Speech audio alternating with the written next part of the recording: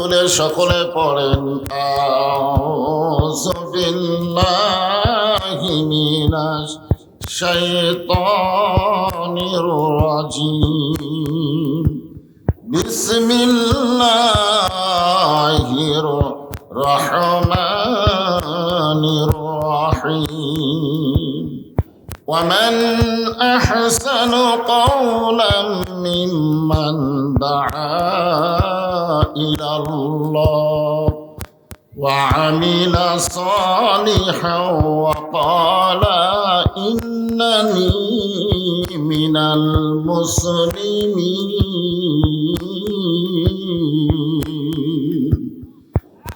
إن الله وملائكته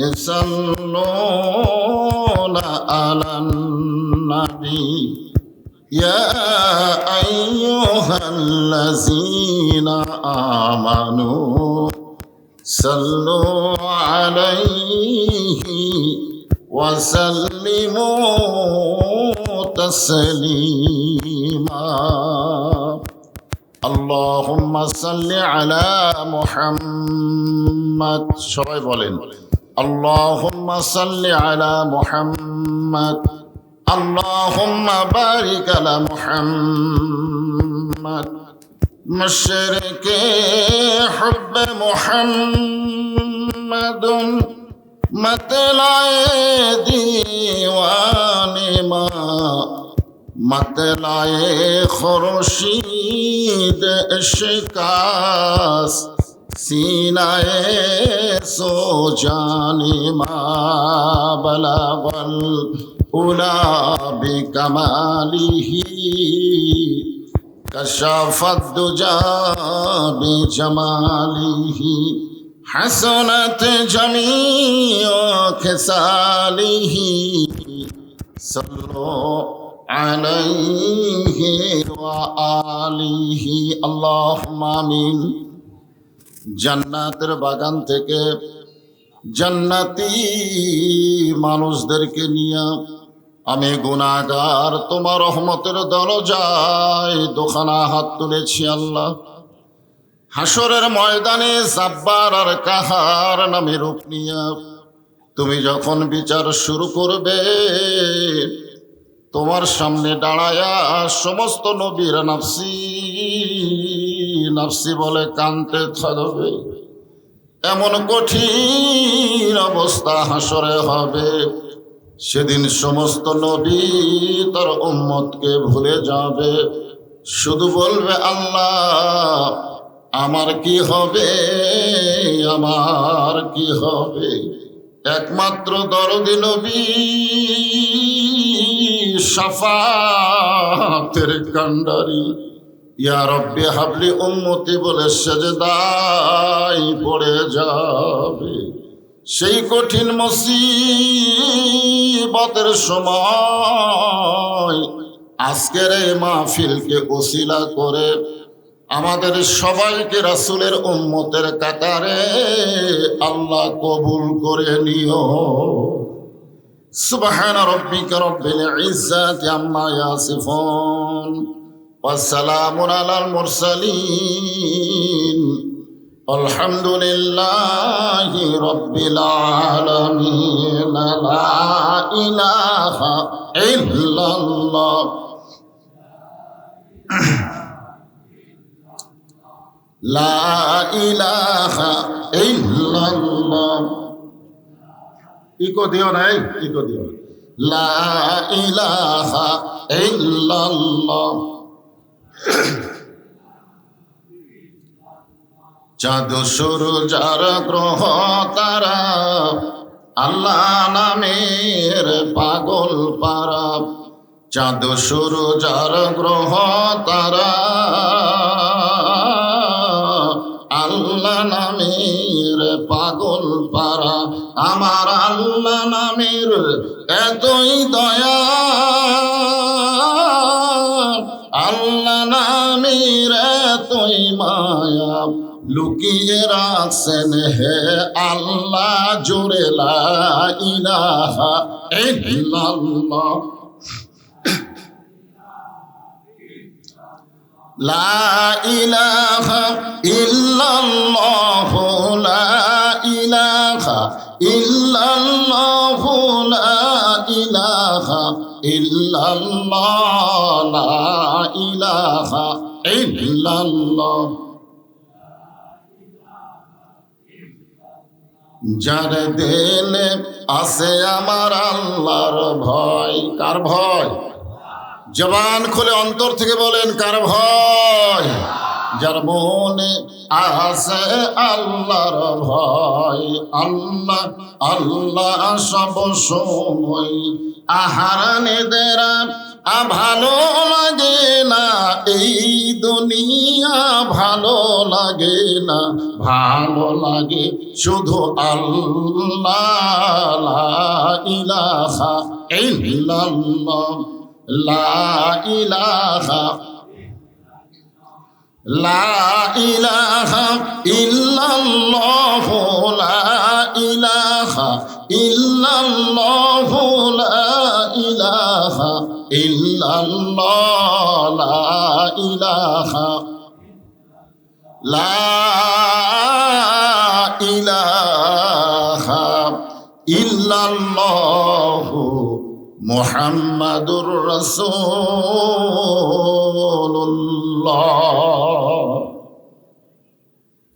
মুহাম্মদ রাসূলুল্লাহ বলার সাথে সাথে আপনি বলেন বা না বলেন আপনি তো শুনছেন বলা এবং শোনার সাথে সাথেই বলতে হবে সাল্লাল্লাহু আলাইহি ওয়াসাল্লাম কলেমার জিকির করার পরে নবীর নাম চলে এসেছে নবীর নাম বলা মাত্রই কলেমা তাইয়্যিবা সমাপ্ত হয়ে গেছে বাবা আদম থেকে শুরু হয়েছিল জোরে কোন ঠিক কিনা আমাদের নবীর পরে আর কোনো নবী নাই এই জন্য মুহাম্মদ রাসূলুল্লাহ মানে শেষ নবী যাকে খাতামুন নবিয়্যিন রাসূল বলা হয়েছে আমরা সেই নবীর উম্মত যেই নবীর প্রতি একবার সাল্লাল্লাহু আলাইহি সাল্লাম বললে একদল ফেরেশতা এখানে ঘোরাফেরা করতেছে আপনার মুখের দরুদ শেষ হওয়ার সঙ্গে সঙ্গে আপনার নামে এই দরুদগুলো রাসূলের রওজা মোবারকে পৌঁছায়া দেয় আপনি কবে যাবেন মদিনায় তার কোনো গ্যারান্টি আমরা যাবার না পারলেও আমাদের দরুদগুলো পৌঁছে গেছে এই জন্য যখনই নবীর নাম শুনবো মহব্বত নিয়ে বলবো সাল্লাল্লাহু আলাইহি ওয়াসাল্লাম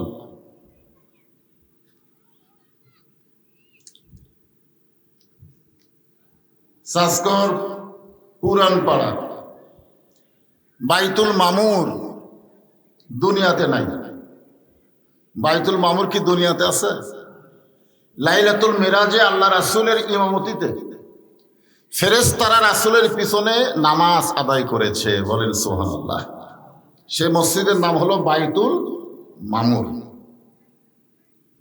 খুব সুন্দর নাম জামে মসজিদের উন্নয়ন কল্পে আজকের এই তাফসীরুল কোরআন মাহফিলে ওয়াজ মাহফিলে আল্লাহ তাআলা যেনাকে সম্মানিত সভাপতির আসনে কবুল করেছেন মাইকের সাউন্ড একটু কমে দাও আগেকার মতো করে দাও ভম ভম করতেছে আজকের এই মাহফিলের সম্মানিত সভাপতিকে অন্তরের অন্তঃস্থল থেকে আমি শুভেচ্ছা জ্ঞাপন করছি সম্মানিত সহসভাপতি আজকের এই মাহফিলের সম্মানিত প্রধান অতিথি তিনি বললেন দুইবার আপনাদের খেদমত করেছেন আগামীতে আবার খেদমত করার তৌফিক যেন আল্লাহ দান করে সকলে বলে আমিন মসজিদের জন্য কোনো কালেকশন করা হবে না পৌরসভা থেকে মসজিদকে সুন্দর করা হবে এমন কথা আমার ওয়াজের জীবনে প্রথম শুনলাম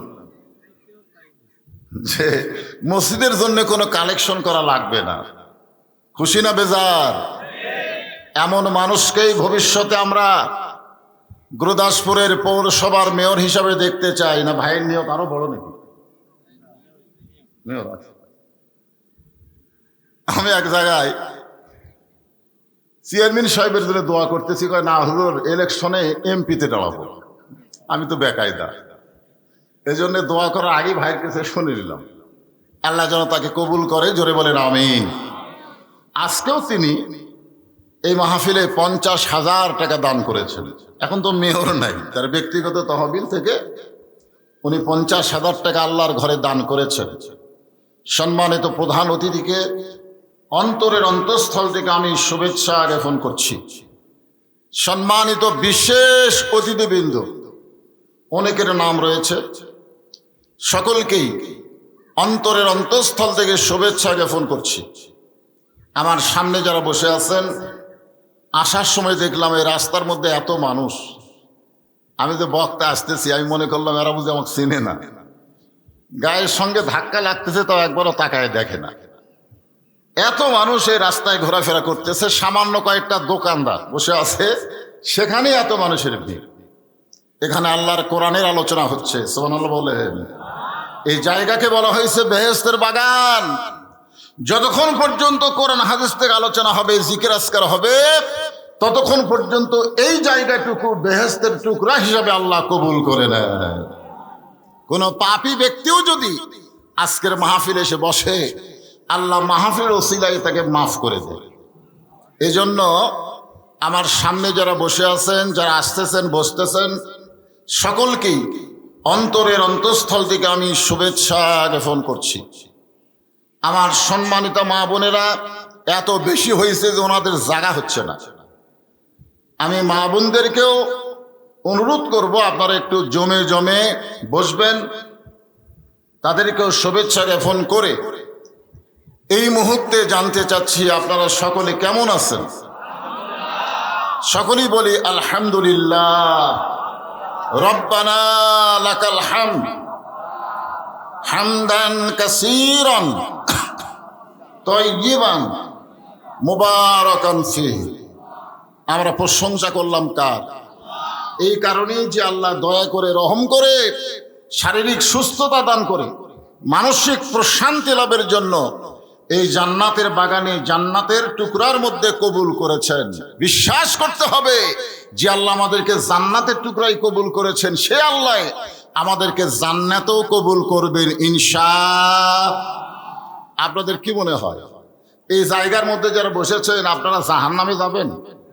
না, কিছু চাল চরিত্র দেখলেই বোঝা যায় যে আল্লাহ মা সাবাকা বিন হাসানাতিন ফামিনাল্লাহ, আল্লাহর এই আয়াত অনুযায়ী আমাদেরকে জান্নাতের টুকরাই কবুল করলেন। রহমাতি ওয়াসিয়াত কুল্লা শাইইন ফাসাকতুবুহা লিল্লাযিনা ইয়াত্তাকুন। জোরে কোন আমিন। আমরা দরুদ ও সালাম পেশ করছি মানবতার মহান নেতা আমাদের নবী ভাগ্য গুণে, সুবহানাল্লাহ বলেন। আমরা কপাল পোড়া না। আমরা কি কপাল পোড়া? আমরা হলাম ভাগ্যবান, যেমন একটা নবীর উম্মত হতে পারলাম যেই নবী নিজে জান্নাতে যাবে না যতক্ষণ আমাদেরকে আল্লাহ জান্নাতে না দিবেন। হ্যাঁ, এমন একজন নবী আমরা ভাগ্য গুণে পেয়েছি। খুশি না বেজার?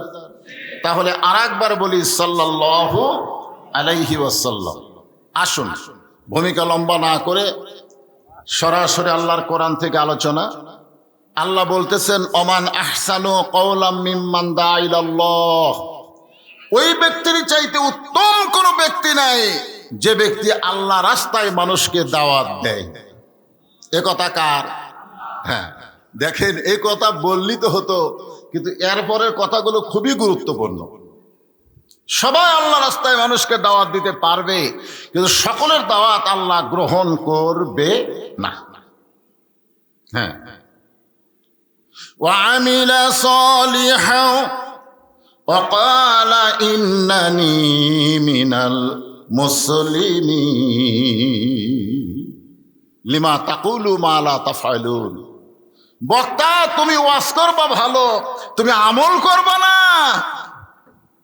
আল্লাহ কোরআনে বলেছেন ওয়ামিলা সালিহান, যারা আল্লাহ রাস্তায় দাওয়াতি কাজ করবে তাদের আমলটা কেমন হওয়া লাগবে? ভালো হওয়া লাগবে। আমিলা সালিহান মানে ভালো আমল। জোরে বলেন কি আমল? এবং সে যে একজন মুসলমান এই পরিচয় দিয়া দাওয়াতের কাজ তাকে শুরু করতে হবে।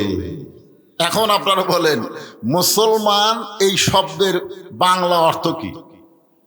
সারা জীবন আমরা শুনেছি ইসলাম মানে শান্তি। ইসলাম মানে শান্তি নাই, ইসলাম মানে শান্তি এটা না। ইসলাম শব্দের অর্থ হলো আত্মসমর্পণকারী। কার কাছে? আরো জোরে বলেন, আল্লাহর কাছে। আর মুসলিমিন শব্দটা আরো ব্যাপক ব্যাখ্যা।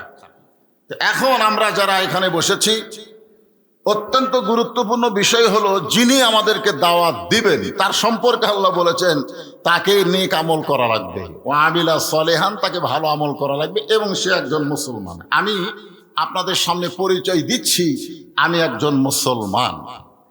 যারা আমার সামনে বসে ওয়াজ শুনতেছেন আপনারা সকলে কি? যারা বলতেছেন না তাদের মধ্যে কি ভেজাল আছে? তাহলে জবান খুলে বলতে হবে আপনারা সকলে কি? আরো জোরে জোরসে বলুন আলহামদুলিল্লাহ। আলহামদুলিল্লাহ বলেন,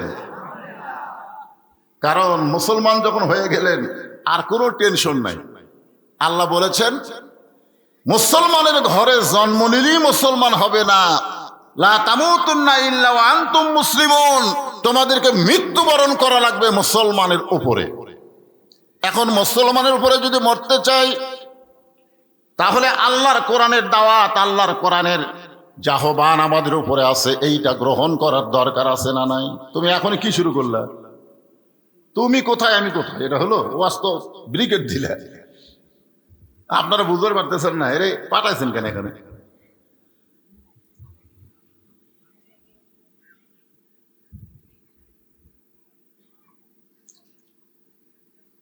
এখনই এর হাত দিয়ে একে পাঠালো, কি সমস্যা রে বাবা। ছোট বাচ্চাদেরকে ভালোবাসতে হবে। আল্লাহ রাসূল বলেছেন বড়দেরকে তোমরা সম্মান করো, তোমাদের বন্ধুদেরকে তোমরা মহাব্বত করো, আর ছোট ছোট বাচ্চাদেরকে তোমরা স্নেহ করো। এটা কার হাদিস? আল্লাহ রাসূলের। ছোট ছোট বাচ্চাদেরকে আমাদের শিখাইতে হবে, তালিম দিতে হবে। আমাকে এখানে ওঠার পরে একজন বলল, হুজুর ছোট ছোট বাচ্চা সব মসজিদে আসে, আমরা নামাজ শুরু করে দেই আর ডিস্টার্ব শুরু করে দেই। এরকম বাচ্চাদেরকে মসজিদে আনা আমরা পক্ষে না। আল্লাহ রাসূলও বলেছেন 7 বছর বয়সে তোমার বাচ্চাকে তুমি তালিম দিবা। ধরে কোন কি দিবা? তালিম মানে কি? শিক্ষা দেওয়া লাগবে। যে আমরা এমন একটা ঘরের মধ্যে ঢুকতেছি, যেই ঘরের মধ্যে পা দেওয়ার সঙ্গে সঙ্গে আমাদের দুনিয়াবি কোনো দল থাকে না, সমস্ত মুসলমান এক দল হয়ে যায়। ধরে বলেন কথা ঠিক?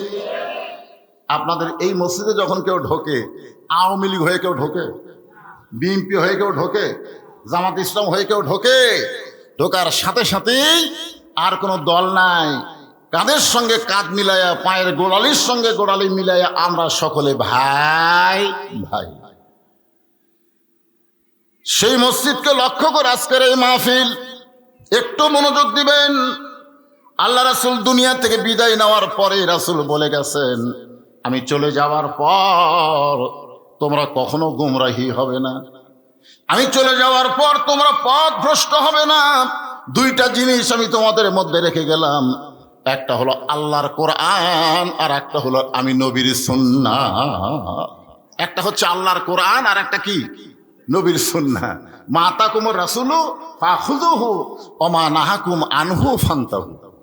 আল্লাহ কোরআন দিয়ে বলে দিয়েছেন নবী যেগুলো করেছেন সেগুলো তোমাদের করা লাগবে, নবী যেগুলো করে নাই সেগুলো ইবাদত মনে করেও করা যাবে যাবে যাবে। নবীর হাদিস। আল্লাহ রাসূল ফজরের নামাজের পরে সাহাবীর দিকে মুখ ঘুরে বসেছেন। 2 ওয়াক্ত নামাজের সালাম ফেরানোর সঙ্গে সঙ্গে নবী সাহাবীর দিকে মুখ ঘুরাতেন। একটা হলো ফজর আর একটা হলো আসর। একটা কি? একটু হোহা করা লাগবে। ফজর আর একটা হলো আসর। তো ফজরের সালাম ফিরে নবী সাহাবীর দিকে মুখ ঘুরে তাকায় দেখলেন এক সাহাবীর চোখ 2টা রক্তের মতন লাল। 2টা চোখ কি? রক্তের মতন লাল। তো রাসূল চুমকোটে বললেন, তোমার চোখে মনে হয় অসুখ করছে। আমরা সবাই চোখ সাদা নিয়ে নামাজ পড়লাম, তোমার চোখ 2টা লাল কেন? তখন বলতেছি, ইয়া রাসূলুল্লাহ, আপনার পিছনে আমি এশার নামাজ আদায় করেছি। এশার নামাজ আদায় করার পর আমি যখন বাড়িতে গেলাম, বাড়িতে গিয়ে যখন ঘুমের বিছনায় তখন একটা দোয়া পড়তেছিলাম, আল্লাহুম্মা বিইসমিকা আমুতু ওয়া আহইয়া। এই দোয়াটা পড়ার সাথে সাথে আমুতু শব্দটা আমাকে এমনভাবে ভয়ে ভীত করে দিল যে এই ঘুমের মধ্যেই যদি আমার মৃত্যু হয়, আমি কি আমার জীবনের সব গুনাহ মাফ করে নিবার পারছি? এই জন্যে আমি না ঘুমায়া সারা রাত আমি আল্লাহর কাছে কান্নাকাটি করেছি, তওবা করেছি, আমি নামাজ পড়েছি, কোরআন শরীফ পড়েছি। এই সারা রাত জাগার কারণে, কান্নাকাটি করার কারণে, নামাজ পড়ার কারণে, কোরআন তেলাওয়াতের কারণে রাতটা আমার শেষ হয়ে গেল। আমি আজকে রাত্রে ঘুমাতে পারি নাই। আবার ফজরের আজান যখন দেয়, আজান শোনার সঙ্গে সঙ্গে এই মসজিদে হাজিরা দিলাম এবং আপনার পিছনে জামাতের সঙ্গে ফজরের নামাজ আদায় করলাম। আপনারা সুবহানাল্লাহ করলেন, কিন্তু নবীর সামনে এই কথা বলার সাথে সাথে নবী বললেন নাউজুবিল্লাহ। আপনারা বলেন তো নবী কি ভুল বলছেন? তো আপনারা তো সুবহানাল্লাহ বললেন, কি জন্য বললেন? আল্লাহর নবী বললেন নাউজুবিল্লাহ। সমস্ত সাহাবীরা চুপ করছে যে এইরকম ইবাদতকারী, ইবাদতের কথা শুনে নবী নাউজুবিল্লাহ বলার কারণ কি? ওমর ফারুক বললেন, হুজুর এই নাউজুবিল্লাহ মানুষ কখন বলে এটা তো আপনার কাছে আমরা শিখেছি। আলহামদুলিল্লাহ কখন বলে, সুবহানাল্লাহ কখন বলে, ইন্নালিল্লাহ কখন বলে, এইটা আপনারা জানেন না। কথা কেন জানেন, কে জানেন না? আবার নাউজুবিল্লাহ কখন বলে এটাও জানা লাগবে তো। আল্লাহ রাসূল বললেন, সাহাবী এশার নামাজের পরে তুমি সারা রাত কান্নাকাটি করেছো, তওবা করেছো, নামাজ পড়েছো, কোরআন তেলাওয়াত করেছো, এই তরিকা তুমি পেলে কোথায়? এই নিয়মটা তুমি কোথায় পেলে? আমি নবী এশার নামাজের পরে খুব তাড়াতাড়ি বাড়িতে গিয়া আমার বউরে নিয়ে ঘুমায়া যাই। আমার বউকে আমার সঙ্গে বুকের মধ্যে নিয়ে ঘুমায়া যায়। কারণ আল্লাহ কোরআনে বলেছেন, হুন্না লিবাসুল লাকুম ওয়া আনতুম লিবাসুল লাহুন্না। স্বামী স্ত্রী যখন বিছানায় ঘুমাতে যাবা, মাঝখানে কোনো ফাঁক রাখা যাবে না। বুকের সঙ্গে মুখ মিলায়ে স্বামী স্ত্রী ঘুমানো হলো নবীর সুন্নাত। জোরে কোন সুবহানাল্লাহ। পালন করবার পারেন বা না পারেন, সুন্নাত তো। এটা শোনার পরে সুবহানাল্লাহ বলেন না কে? যারা প্রেমিক তারা ভাবতেছে প্রেমিকাকে যদি পাইতাম, বুকের সঙ্গে বুক মিলায় রাত কখন পার করে দিতাম। আর যারা স্বামী স্ত্রী যারা চিন্তা করতেছে, বউ মনে মনে কয় আমার স্বামী যে বিড়ি খাওয়া খায়, ও ঘরের মধ্যে ঢুকলি মনে হয় ভোকরা পাটা ঢুকছে। জোরে কর কি ঢুকা ঢুকছে? ওরে বুকের সঙ্গে মুখ লাগায় তো ঘুমানো যাবে না। আল্লাহ রাসূল বললেন, সাহাবী আমি নবীর নামাজ ঘুমাই, অমিনাল লাইলি ফাতাহাজ্জাত বিহি নাফিলাতাল লাক। আল্লাহ কোরআনে বলেছেন রাতের একটা অংশ আছে, যে অংশটা আমি আল্লাহ তোমাদের জন্য তাহাজ্জুদের নামাজ নফল করেছি। আপনার বলেন তো সব সময় কি তাহাজ্জুদ পড়া যাবে? এখানে কিন্তু সময়ের কথা বলা হয় নাই, শুধু বলা হয়েছে অমিনাল লাইলি ফাতাহাজ্জাত বিহি নাফিলাতাল লাক। রাতের একটা অংশে তোমাদের জন্য আল্লাহ তাহাজ্জুদের নামাজকে নফল করেছে। এইটাকে বলা হয়েছে এমন রাত, নিঝুম রাত, যেই রাতে সবাই ঘুমায় গেছে, শুধু আমার আল্লাহ আর আল্লাহর পাগল বান্দাগুলো দাঁড়িয়ে জাগ্রত হয়েছে। জোরে কোন সুবহানাল্লাহ। তো এখন তাহাজ্জুদের নামাজ পড়ি, কিছুক্ষণ জিকির আজকার করার পরে বেলাল যখন আজান দেয়, আজান দিলে আমি নবী মসজিদে আসি। তাহলে তুমি যে ঘুম বাদ দিয়া সারা রাত, তোমার বউ সাহাবী হুজুর, সাহাবী বলতেছে, হুজুর আমার বউ কয়েকবার বলছে যে এশার নামাজ পড়ে এসে তুমি আমার কাছে ঘুমাবা, তুমি আবার কি শুরু করলা? আমি তখন রাগ করে বলছি, এই মৃত্যুর কথা স্মরণ হয়ে গেছে, ওই বউটাও আর খেয়াল নাই। আল্লাহ রাসূল বললেন, তোমার ইচ্ছা অনুযায়ী তুমি যদি সারা রাত ইবাদত করো আর সেইটা যদি নবীর তরিকা মোতাবেক না হয়, তাহলে সুবহানাল্লাহ তুমি পাবা না, তুমি বিনিময়ে পাবা নাউজুবিল্লাহ। এই জন্য খুব খেয়াল করা লাগবে। ওই ব্যক্তির চাইতে উত্তম কোনো ব্যক্তি নাই, যেই ব্যক্তি আল্লাহ রাস্তায় মানুষকে দাওয়াত দেয়। নবী যখন দুনিয়া থেকে বিদায় হয়ে গেলেন, এই দায়িত্ব সাহাবীরা গ্রহণ করলেন। সবাই করে নাই। আবু বকর রাদিয়াল্লাহু দাওয়াতের সিস্টেমটা গ্রহণ করে নাই, তিনি মদিনার খেলাফতকে গ্রহণ করলেন। সুবহানাল্লাহ বলেন। আর আবু বকর রাদিয়াল্লাহু যখন নবী বিদায়ের পরে খলিফা হলেন, তখন আবু বকর রাদিয়াল্লাহুর অধীনে ওমর ফারুককে বানানো হলো আইন মন্ত্রী। ধরে বলেন কি মন্ত্রী? হ্যাঁ, খুব খেয়াল করবেন, আইন মন্ত্রী হিসাবে ওমর ফারুককে নিযুক্ত করা হলো। ওসমান গনিকে বানানো হলো অর্থমন্ত্রী। হযরত আলী নিজেই বললেন, এই মুহূর্তে আমি কোনো দায়িত্ব গ্রহণ করতে চাই না, আমি আমার নবীর কাজ করতে চাই। কার কাজ? নবীর কাজ। কি? দাওয়াত। খুব খেয়াল করবেন, আমাদের বাংলাদেশে কিন্তু জোর হচ্ছে, জোর। এরপরে শুরু হবে বিশ্ব ইস্তেমা। ঠিক কিনা বলেন? কথা বলেন। আমার এলাকার এক মানুষ প্রায় 20-25 বছর দাওয়াতের কাম করে। আমি একদিন বললাম, ভাই এই দাওয়াতের কাম করতে গিয়ে আপনি কি কোনো বাধা পাইছেন? আপনাকে কি বাধা দেওয়া হয়েছে? বলে, না হুজুর, বাধা কে দিবে? আমি বললাম, দাওয়াতের কাম করতে গেলে তো বাধা আসবে। আল্লাহর কোরআন নবীর সুন্নাহ মোতাবেক যদি দাওয়াত দেওয়া হয়, অবশ্যই বাতিলেরা বাধা দিবে। জোরে বলেন, কথা কন না কেন? বাধা দিবে। রাসূলের মতন মানুষ, যার চেহারা দেখলে আল্লাহ জাহান্নাম হারাম করে দেয়, সেই মানুষকে তায়েফেরা পাথর মারছে শুধুমাত্র এই কলেমার দাওয়াত দেওয়ার অপরাধে। জোরে কোন কথা ঠিক কিনা? কথা বলেন। এত পাথর মারছে, দেহের কোনো জায়গা নাই যে জায়গায় পাথরের আঘাত লাগে নাই। যখন উম্মাহাতুল মুমিনিন মা আয়েশা নবীকে গোসল করাচ্ছিলেন, এক সময় বলে, ইয়া রাসূলুল্লাহ, আপনার মুখের দিকে তাকাইলে এত সুন্দর, কিন্তু গায়ের জামা যখন খোলেন আপনার দেহ এত কালো কালো দাগ।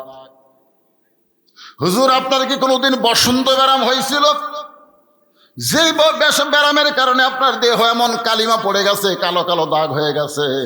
রাসূল বলে, আয়েশা, এটা কোনো রোগের দাগ না, বসন্তের দাগ না, এইটা হলো কলেমার দাওয়াতের দাগ। তা আপনি এত দোয়া করেন আল্লাহর কাছে যে, আল্লাহ, আমাকে যে পাথর মারছিল তায়েফবাসীরা, ওই পাথরের আঘাতের দাগগুলো তুমি মুছে দাও, তুমি মুছে দাও। আল্লাহর কাছে এই দোয়া করলে কি আপনার দাগ আল্লাহ মুছে দিবে না? রাসূল বলে, আয়েশা, আল্লাহ আমার দাগ মুছে দিবার চাইছিল লাইলাতুল মিরাজে, কিন্তু আমি রাসূল বলেছি এই দাগগুলো হবে কঠিন হাসরের ময়দানে আমার উম্মতকে সুপারিশ করার ওসিলা। জোরে কোন সুবহানাল্লাহ। সঙ্গে সঙ্গে আয়েশা বললেন, ইয়া রাসূলুল্লাহ, আপনি নবী হয়ে যদি দাওয়াতের কাজ করতে গিয়া আঘাতপ্রাপ্ত হন, আপনার উম্মতেরা কিয়ামত পর্যন্ত এই দাওয়াতের কাজ করতে গিয়ে কি আঘাতপ্রাপ্ত হবে? রাসূলের উপরে কোরআনের আয়াত নাজিল হলো, কুল জাল হাক্কু ওয়া যাহাকাল বাতিল ইন্নাল বাতিলা কানা যাহুকা। হক পথে হক দাওয়াত কোনোদিন বাতিলেরা গ্রহণ করবে না। জোরে কোন কথা ঠিক কি না? আলী বললেন, নবীর দাওয়াতের কাজকে আমি গ্রহণ করলাম। মদিনার চারিদিকে তাকায় দেখে সবাই মুসলমান, সবাই মুসলমান। মুসলমানের কাছে দাওয়াতের কোনো দরকার? আর আমাদের বাংলাদেশে দাওয়াত দেওয়া লাগে, কারণ আমরা নামে মাত্র মুসলমান, মসজিদে মুসল্লি পাওয়া যায় না। তাবলীগ ভাইরা প্রত্যেকটা মুসলমান নামধারীকে নামাজি বানানোর জন্য দাওয়াত দিচ্ছে। জোরে বলেন ঠিক কি না? নামে মাত্র মুসলমান, মসজিদে মুসল্লি নাই। কেবা কি খবর? বলে, হুজুর, ওয়াক্তের মুসল্লি হয় না, মানে ফজর, জোহর, আসর, মাগরিব, এশা, এই 5 ওয়াক্তের মুসল্লি হয় না, তবে জুমার দিনে ঘোরা যায়। হুজুর, আপনার বলেন তো, জুমার নামাজ আর 5 ওয়াক্ত নামাজ আপনারা মসজিদ কি জন্য বানাচ্ছেন? জুমার নামাজের জন্য না 5 ওয়াক্ত নামাজের জন্য? সবাই বলা লাগবে তো, শুধু জুমার নামাজের জন্য যদি বানান তাহলে মসজিদে মুসল্লি হয় না, এটাই রেজাল্ট। আর 5 ওয়াক্ত নামাজের জন্য যদি মসজিদ হয়, 1 কাতার 1.5 কাতারের উপর মুসল্লি নাই। রাসূল বলেছেন, বাইনাল আবদি ওয়াল কুফরি তরকুস সালাত, বান্দার কাফেরের মধ্যে পৃথক করার জিনিসটা হলো নামাজ। যেই ব্যক্তি কলেমা গ্রহণ করার পরে নামাজ পড়ে না, ওকে নতুন করে কলমা পড়ে আবার নামাজ ধরা লাগবে। জোরে কোন কথা ঠিক কিনা? কারণ নামাজ নাই, লা সালাত আলা দিনা, যার নামাজ নাই তার কোনো ধর্মই নেই। এই হিসাবে আমাদের বাংলাদেশের তাবলীগ জামাত কিন্তু হিন্দুদের কাছে যায় না। একই পাড়ায় দেখবেন মুসলমান যেগুলো বাড়ি, সেগুলো বাড়ি গিয়ে বলে, ভাই আসরের পরে বয়ান হবে বা মাগরিবের পরে বয়ান হবে, তোমরা আসো। ওই ধারটা হিন্দু যায়, অকয় না। আপনার বলেন তো, রাসূলের দাওয়াত কি মুসলমানের কাছে না বিধর্মীর কাছে? জোরে বলা লাগবে। হ্যাঁ, আল্লাহ রাসূল মুসলমানদেরকে কখনো কলেমার দাওয়াত দেয় নাই, বরং যারা এখনো ইসলাম গ্রহণ করে নাই তাদেরকে দাওয়াত দিয়েছেন। আর আমরা একই পাড়ায় হিন্দু মুসলমান বসবাস করে আমরা খালি মুসলমানদেরকে ডাকি, কিন্তু হিন্দুদেরকে আমরা দাওয়াত দিই না। হযরত আলী খেয়াল করে দেখলেন গোটা মদিনায় কোনো বিধর্মী নাই, গোটা মদিনার সবাই মুসলমান। হযরত আলী দাওয়াতের নিয়ত করে ওই ব্যক্তি সবচাইতে উত্তম। কোন ব্যক্তি? ওয়ামান আহসানু কাওলাম মিম্মান দাআ ইলাল্লাহ। ওই ব্যক্তির চাইতে উত্তম কোনো ব্যক্তি নাই যে ব্যক্তি আল্লাহর রাস্তায় মানুষকে কি দেয়? দাওয়াত মানে কি? রাসূলকে সাহাবারা জিজ্ঞেস করলেন, ইয়া রাসূলুল্লাহ সবচাইতে উত্তম দাওয়াত কোনটা? আল্লাহ রাসূল বললেন আযান দেওয়া। সবচাইতে উত্তম দাওয়াত হলো আযান দেওয়া। ধরে কোন কি দেওয়া? আপনাদের মুয়াজ্জিন যে আযান দেয় এটা কি নিজের আযান না আল্লাহর আযান? আল্লাহ। মুয়াজ্জিন সাহেব কিন্তু নিজের কথা বলে না, যেভাবে দাওয়াতের সিস্টেম রাসূল দিয়েছেন ঠিক সেইভাবে আযান দেয়। আমার এলাকার এক মুয়াজ্জিন সাহেব, as-salatu khairun minan naum কোন নামাজে বলা লাগে? ধরে কোন যারা নামাজ পড়েন তারা একটু হুহা করেন, কোন নামাজে? যারা নামাজ পড়ে না ওরাও জানে, ওরা যে চেতন পায় না তা কিন্তু না। এই as-salatu khairun minan naum শোনার পরে এদের ঘুমটা আরো চাপিয়ে ধরে। ধরে কোন কথা ঠিক কিনা? আগে চেতন ছিল কিন্তু এটা শোনার পরে ঘুম আরো ভালো। খুব খেয়াল করবেন, সবচেয়ে উত্তম দাওয়াত হলো মুয়াজ্জিন যে আযান দেয়। হযরত আলী মদিনা অতিক্রম করে ঘোড়ার পিঠে চড়ে একটা নতুন জায়গায় কলেমার দাওয়াতের নিয়ত করেছে। নতুন একটা জায়গায় কলেমার দাওয়াত দিবেন, এই নিয়তে হযরত আলী একটা ঘোড়ার পিঠে চড়ে রওনা করেছেন। সেই সময় সবচাইতে দ্রুতগামী যানবাহনের নাম ছিল ঘোড়া। সবচাইতে দ্রুতগামী যানবাহনের নাম কি? জোরে বলেন। ঘোড়ার পিঠে চড়ে হযরত ওমর মদিনার শহর ছেড়ে দূরবর্তী কোন এলাকায় টার্গেট করে দাওয়াতের কাজে যখন রওনা দিলেন, মদিনা অতিক্রম করার সঙ্গে সঙ্গে হযরত আলী দেখলেন রাস্তার পাশে সুন্দর একটা মসজিদ গড়ে উঠেছে। সুবহানাল্লাহ। তার ধারণা ভুল হলো, তিনি মনে করছিলেন মদিনার মধ্যেই শুধু মুসলমান, মদিনার বাহিরে বুঝি নাই। মদিনার শহর শেষ করার পর হযরত আলী দেখলেন যে মদিনার পাশেই একটা সুন্দর মসজিদ গড়ে উঠেছে। আপনি বলেন তো সুন্দর মসজিদ গড়ে উঠলে ওই এলাকার কে আছে? আরো জোরে কোন কে আছে? যারা মসজিদের আযান শোনার পরে মসজিদে আসে না। আপনি যতই মুসলমান বলে দাবি করেন, আল্লাহ রাসূল বলেছেন মান তারাকা সালাতু মুতাম্মিদান ফাকাত কাফারা। আবার অন্য হাদিসে বলা হয়েছে মান তারাকা সালাতু মুতাম্মিদান ফাকাত জাযাউ জাহান্নাম। ইচ্ছা করে এক ওয়াক্ত নামাজ যারা বাদ দিল অবশ্যই জাহান্নাম তাদের ঠিকানা বানায় নিল। ইচ্ছা করে এক ওয়াক্ত নামাজ যারা বাদ দিল তারা আল্লাহর সঙ্গে কুফরি করলো। নাউজুবিল্লাহ জোরে কয় না, এই জায়গা নাউজুবিল্লাহ বলা লাগবে তো। এরে ছেলেরাই মাগরিব এশা নামাজ পড়োনি, এখন এরা নামাজ না পড়ে ওয়াজ শুনতেছে, নাউজুবিল্লাহ কেমনে কয়? তো ওয়াজগুলো তো হামাকির বিরুদ্ধে যাচ্ছে। হুজুর শোনেন, এই 10-এর টাকা লিয়া, পৌরসভার টাকা লিয়া শুধু মসজিদকে সুন্দর করানোর জন্যে মসজিদ নির্মাণ হচ্ছে না, মসজিদ নির্মাণ হবে নামাজ আদায়ের জন্য। জোরে কোন কথা ঠিক? হ্যাঁ, আল্লাহ রাসূল বলেছেন যদি নামাজের সময় না হয়, এমন সময় তোমরা যদি কোনো মসজিদ দেখতে পাও আল্লাহর শুকরিয়া আদায় করার জন্য 2 রাকাত নামাজ মসজিদে গিয়ে আদায় করো। সে নামাজের নাম হলো দুখুলুল মসজিদ। সুবহানাল্লাহ বলেন। হযরত আলী দাওয়াতের কাজ শুরু করার আগেই এত সুন্দর একটা মসজিদ দেখার পরে তার মন বলতেছে আল্লাহর ঘরের মধ্যে গিয়া 2 রাকাত নামাজ পড়বো। ঘরের মধ্যে গিয়া ধরে কোন কার ভিতরে? বাহিরে না, বারান্দায় না, ভিতরে। আপনারা কোন জায়গায় নামাজ পড়ে শান্তি পান? আপনারা ভিতরে নামাজ পড়ে শান্তি পান? আমার এলাকার অনেক মুসল্লি আযান দেওয়ার পর পরে আসে কিন্তু ভিতরে ঢোকে না, বাইরে ঘরে। কে বাবা ভিতরে ঢুকবি না? সবাই ঢুকুক হুজুর, সবাই ঢুকুক।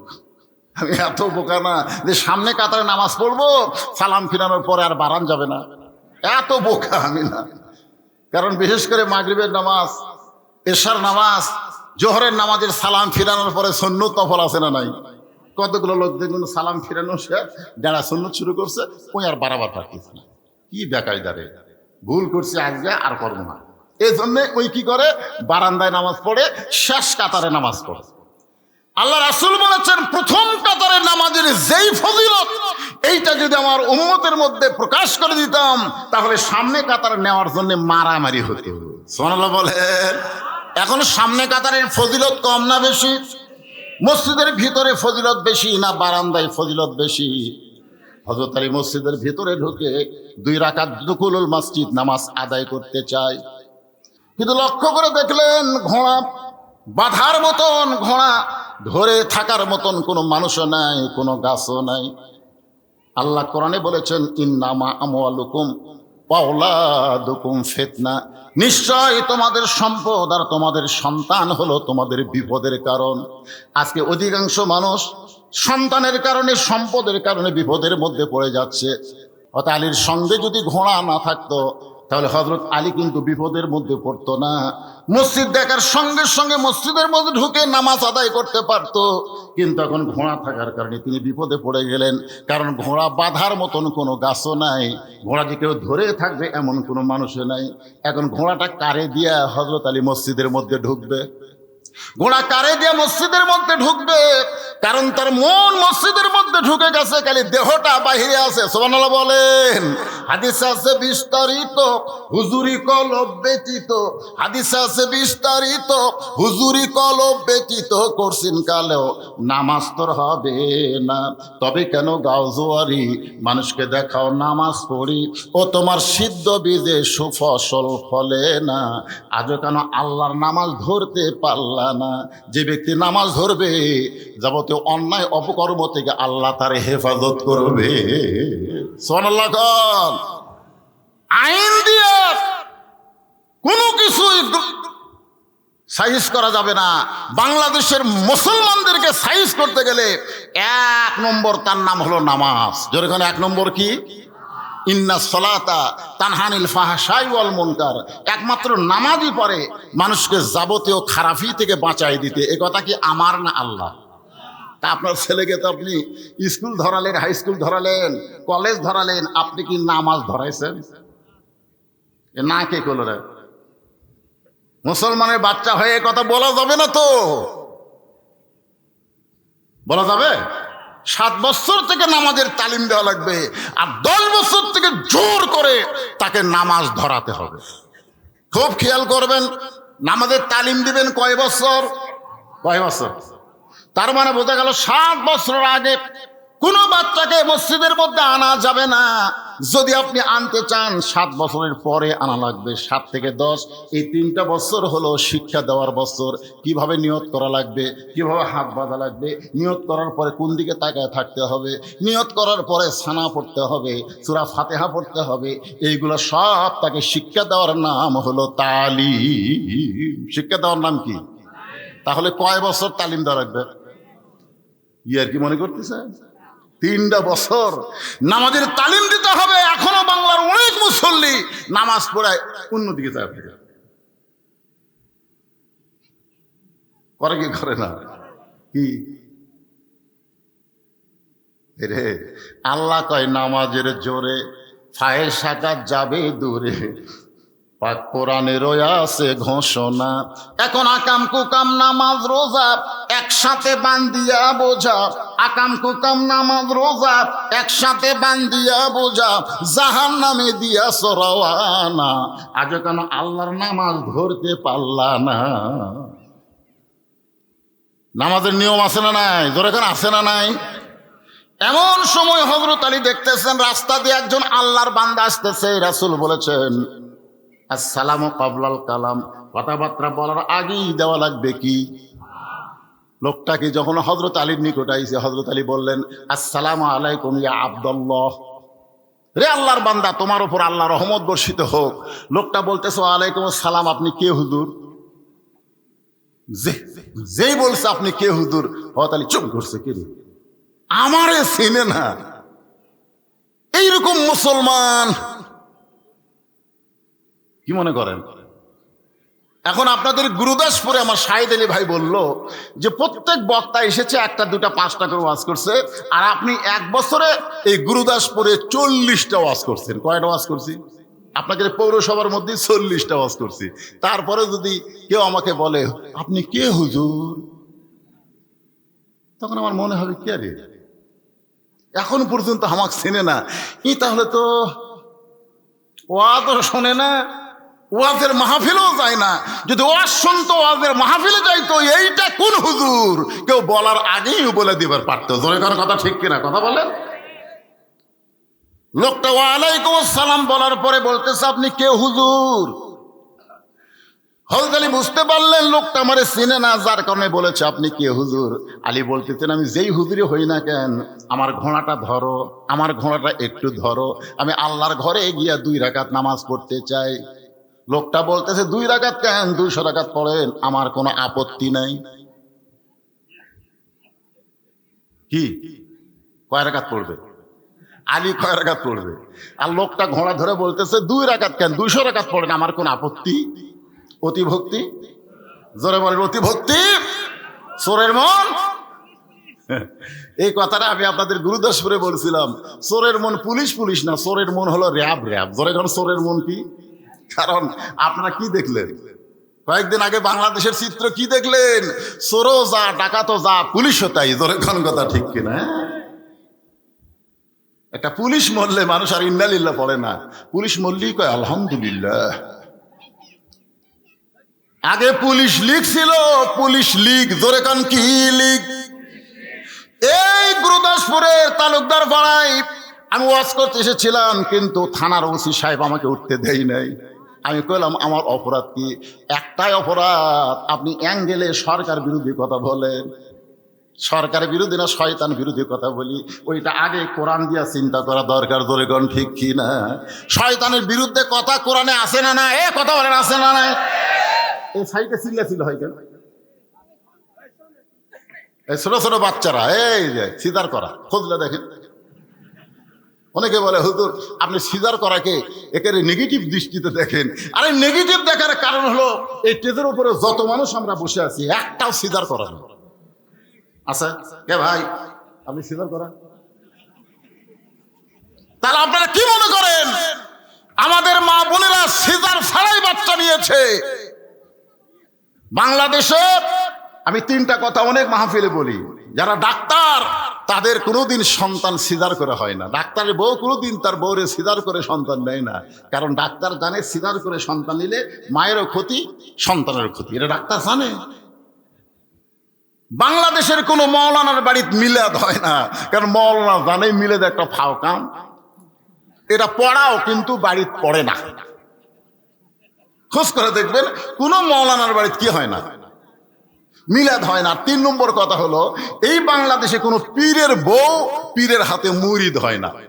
আপনি দেখবেন বিশাল বিশাল পীর, কিন্তু ওর বউ মুরিদ হয় না, কারণ ওর বউ জানে মাঝে মাঝে মুরিদের বউয়ের সাথেই আমার পীর সাহেব চোখ মারে, আর চরিত্রই ঠিক হয়নি।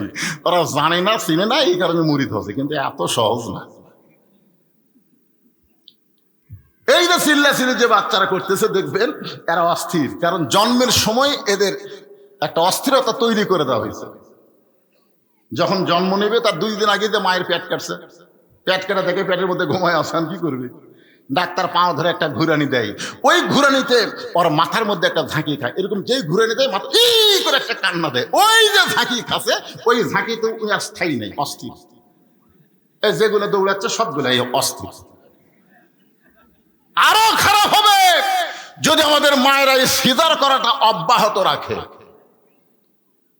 নরমালে বাচ্চা হলে মায়েরও লাভ। সময় পাইলে আমি আজকাদের আপনাদের নগদ নগদ কোরআনের মাহফিলে দেখায় দিব। এবার একটু খেয়াল করেন, লোকটা বলতেছে 2 রাকাত কেন, 200 রাকাত পড়েন, আমার কোনো আপত্তি। এত সুন্দর কথা যেই বলেছে, হযরত আলী মনে মনে নিয়ত করছে, আল্লাহ যেই ব্যক্তি আমাকে ঘোড়া ধরে আমাকে 2 রাকাত নামাজ পড়ার সুযোগ করে দিচ্ছে, আমি নামাজ শেষ করে তাকে 2টা দিরহাম হাদিয়া দিব। সুবহানাল্লাহ। হাদিয়া দেওয়ার কথা ইসলামে আছে না নাই? কারণ লোকটা আমার ঘোড়া ধরে আমাকে 2 রাকাত নামাজ পড়ার সুযোগ করে দিল, নামাজ শেষ করে তাকে 2টা দিরহাম হাদিয়া দিব। আপনারা দিরহাম মানে কি বুঝতেছেন? বুঝতেছেন না? সেই সময়ে 2 দিরহাম আপনারা বলেন তো কম না বেশি? আমি যখন গুরুদাসপুরে প্রথম আসি তখন আমার দাম কত ছিল আর এখন কত? কারণ মানুষ তো বুঝে বাজারে সবকিছুর দাম বেশি। শায়েস্তা খানের আমলে আমরা শুনছি, দেখি নাই, শুনছি এবং ইতিহাসে দেখছি 1 টাকায় 1 টাকা, কয় টাকা? 1 টাকায় 7-8 মণ চাউল পাওয়া যেত। 1 টাকায় যদি 8 মণ চাউল পাওয়া যেত তাহলে তার অনেক আগের আমল হচ্ছে হযরত আলীর আমল। তাহলে সেই সময় যদি তিনি নিয়ত করেন 2টা দিরহাম দেব, এখান থেকে প্রমাণ হয়ে গেল ভালো কাজে কেউ সহযোগিতা করলে তার হাদিয়া কম না বেশি? কথা কয় না? তাহলে কোরআন হাদিস দিয়া যারা আপনাদেরকে সুন্দর করে বুঝায় তাদের হাদিয়া কম না বেশি? বেশি দিবে। আগামীকাল 4 স্টলে গল্প হবে, বজরশিদ কত নিয়ে গেল, জামাই শ্বশুর কত নিয়ে গেল, এই গল্প হবে। কিন্তু রাসূল বলেছেন খায়রুকুম মান তাআল্লামাল কুরআন ওয়া আল্লামা। ওই ব্যক্তির চাইতে উত্তম কোনো ব্যক্তি নাই, ওই ব্যক্তির চাইতে সম্মানী কোনো ব্যক্তি নাই যে ব্যক্তি কোরআন পড়ে এবং অপরকে কোরআনের শিক্ষা দেয়। আল্লাহর বান্দারা, হযরত আলী এই নিয়ত করে যেই মসজিদের মধ্যে ঢুকতেছেন একটা বারও ঘোড়ার দিকে লক্ষ্য করেন নাই, কারণ মন দিয়েছে কোন দিকে? আল্লাহর দিকে। জোরে কোন দিকে? মিন শাররিল ওয়াসওয়াসিল খান্নাস।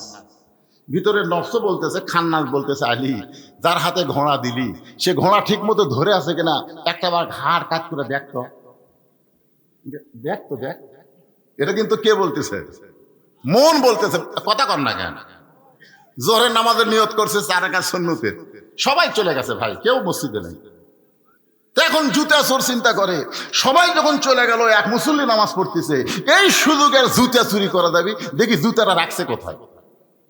চোর আস্তে আস্তে ঢুকে দেখে ওই যেখানে নামাজ পড়তেছে পাশে কাঠের বাক্সে চামড়ার চকচকা জুতে। চোর ভাবতেছে জোহরের সুন্নত 4 রাকাত, কেবল 1 রাকাত হচ্ছে, এখনো 3 রাকাত বাকি আছে।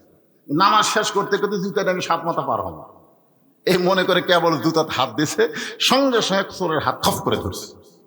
চোর বলতেছে ভাই আপনি তো নামাজ পড়তেছেন, নামাজি বলতেছে ইলা জিহাতুল কাবা ওয়া জুতা।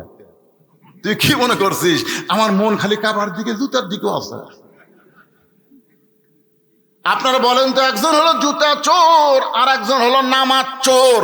2 চোরের মধ্যে বড় চোর কোনটা? সবাই বলেন বড় চোর কোনটা? ফাওয়াইলুল লিল মুসাল্লিন আল্লাযীনা হুম আন সালাতিহিম সাহুন আল্লাযীনা হুম ইরাউন ওয়া ইয়ামনাউনাল মাউন। কোরআনের তেলাওয়াত শুনলে ঈমান বাড়ে না কমে? তা আল্লাহু আকবার কর না কেন? কবে কবেন? এতদিন কবার পারেননি, বললেই হয়তো বলবে জামাত ইসলাম করে, ইসলামী আন্দোলন করে। এখন তার সেইটা চিন্তা নাই। আছে? জন্মের পরে আপনার কানে আল্লাহু আকবার দিয়ে আজান দিছে, জন্মের সাথে সাথে আপনার বাম কানে আল্লাহু আকবার আকামত দিছে। আপনি মরে গেলে আপনার লাশ সামনে রাইখা আল্লাহু আকবার বলে নিয়ত হবে। জোরে কোন কথা ঠিক? তাহলে সে আল্লাহু আকবারের কোনো দল লাগবে? সব মুসলমানে আল্লাহু আকবার আছে না নাই? আর তুলিয়াত আলাইহিম আয়াতুহু জাদাতুহুম ঈমানান। কোরআনের আয়াত তেলাওয়াত করলে ঈমান বাড়া যায়। আর ঈমান বাড়ার লক্ষণ কিছু করে থাকা, যখন কোরআন তেলাওয়াত হবে সঙ্গে সঙ্গে তেলাওয়াত শেষ হওয়ার সঙ্গে সঙ্গে বলতে হবে আল্লাহু আকবার, লিল্লাহি তাকবীর, মাশাআল্লাহ। মাঝে মধ্যে একটু আল্লাহু আকবার বলবেন, কারণ সুবহানাল্লাহ আলহামদুলিল্লাহ বললে আল্লাহ খুশি, কিন্তু শয়তান বেজার হয় না। আর আল্লাহু আকবার বললে আল্লাহ খুশি হয়ে যায়, শয়তান বেজার হয়ে দৌড় দেয়। রাসূল বলেছে এত জোরে দৌড় দেয় ওর পিছন দিয়ে বাতাস বার হয়ে যায়। তা আমরা কি শয়তানকে কাছে রাখবো না তাড়াবো? যদি তাড়াবার চাই তাহলে জোরে আল্লাহু আকবার বলা ছাড়া কোনো উপায়। ওই লোকটা হলো ঘোড়া চোর। জোরে কোন কি চোর? হযরত আলী চোরের হাতে ঘোড়া দিয়ে আল্লাহর ঘরের মধ্যে ঢুকতেছে। আল্লাহর ঘরে যখন ঢুকবেন আপনি ইচ্ছা মতো ঢুকতে পারবেন। আপনাকে ঢুকছেন কোন দিন? আমি কিন্তু বারান্দার কথা বলতেছি না, আমি আল্লাহর ঘরের ভিতরের কথা বলতেছি। আল্লাহর ঘরের মধ্যে যখন ঢুকবেন তখন ডান পা দিয়ে আপনাকে ঢুকতে হবে। জোরে কোন পা? জবান খুলে একটা দোয়া পড়া লাগে, আপনারা কি পড়েন? তাহলে আপনারা সবাই বলেন তো দোয়াটা কি? করোনার সময় এক ব্যক্তি মুখে মাস্ক নিয়ে এই দোয়া পড়তেছে, মুখে মাস্ক নিয়ে কি পড়তেছে? দোয়া পড়তেছে। আমি বললাম ভাই মাস্কটা খোলেন, মাস্কটা খোলেন। না হুজুর করোনা চলতেছে। আমি বললাম আপনি মোবাইলে দেখবেন, যখন চালু করবেন একটা মহিলা কণ্ঠ কি বলে, আপনি যখন ঘর থেকে বাইরে যাবেন মুখে মাস্ক পরবেন। আপনি ঘরের মধ্যে থাইকা মুখে মাস্ক পরবেন এটা কিন্তু বলা হয়নি, ঘর থেকে তখন বাইরে যাবেন। তাহলে আপনি যে দোয়া পড়ে ঢুকতেছেন, পৃথিবীর সর্বশ্রেষ্ঠ ঘর হলো মসজিদ। জোরে কোন কথা ঠিক কিনা? আপনার বাড়ি থেকে আপনি মুখে মাস্ক দিয়ে আসলেন কেন? না না না, তো আল্লাহর ঘরের মধ্যে আপনি মুখে মাস্ক দিবেন কেন? তাই না হুজুর, সতর্ক থাকা ভালো। আমি তখন কোরআন থেকে আয়াত তেলাওয়াত করলাম, ফালিয়াবুদু রাব্ব হাযাল বাইত আল্লাযী আত'আমাহুম মিন জু'ইন ওয়া আমানাহুম মিন খাউফ। ওই ঘর, ওই যে আমার দিকে তাকায় দেখেন, ওই ঘর, ওটা কার ঘর? আরো ধরে বলেন কার ঘর? ফালিয়াবুদু রাব্ব হাযাল বাইত। ওই ঘরের মালিকের যদি তোমরা গোলামি করতে পারো, সঙ্গে সঙ্গে আল্লাহ তোমাদেরকে দুইটা পুরস্কার দিবে। এক নম্বর পুরস্কার হলো তোমাদের রিজিকের কোনো টেনশন করা লাগবে না, তোমরা রিজিকের চিন্তা করবা না। রিজিকের মালিক কে? খুব খেয়াল করবেন, যদি আপনি আল্লাহর ঘরের মধ্যে ঢুকতে পারেন, আপনার রিজিকের দায়িত্ব আপনার কাছে নাই, দায়িত্ব কার? তাহলে আয়াতটা আরেকবার শোনেন, দেখুন তো বুঝবার পারেন কিনা।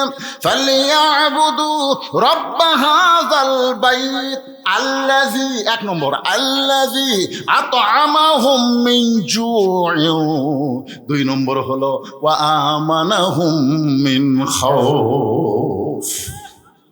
যাবতীয় ভয় থেকে আল্লাহ তোমাকে নিরাপত্তা দিবে।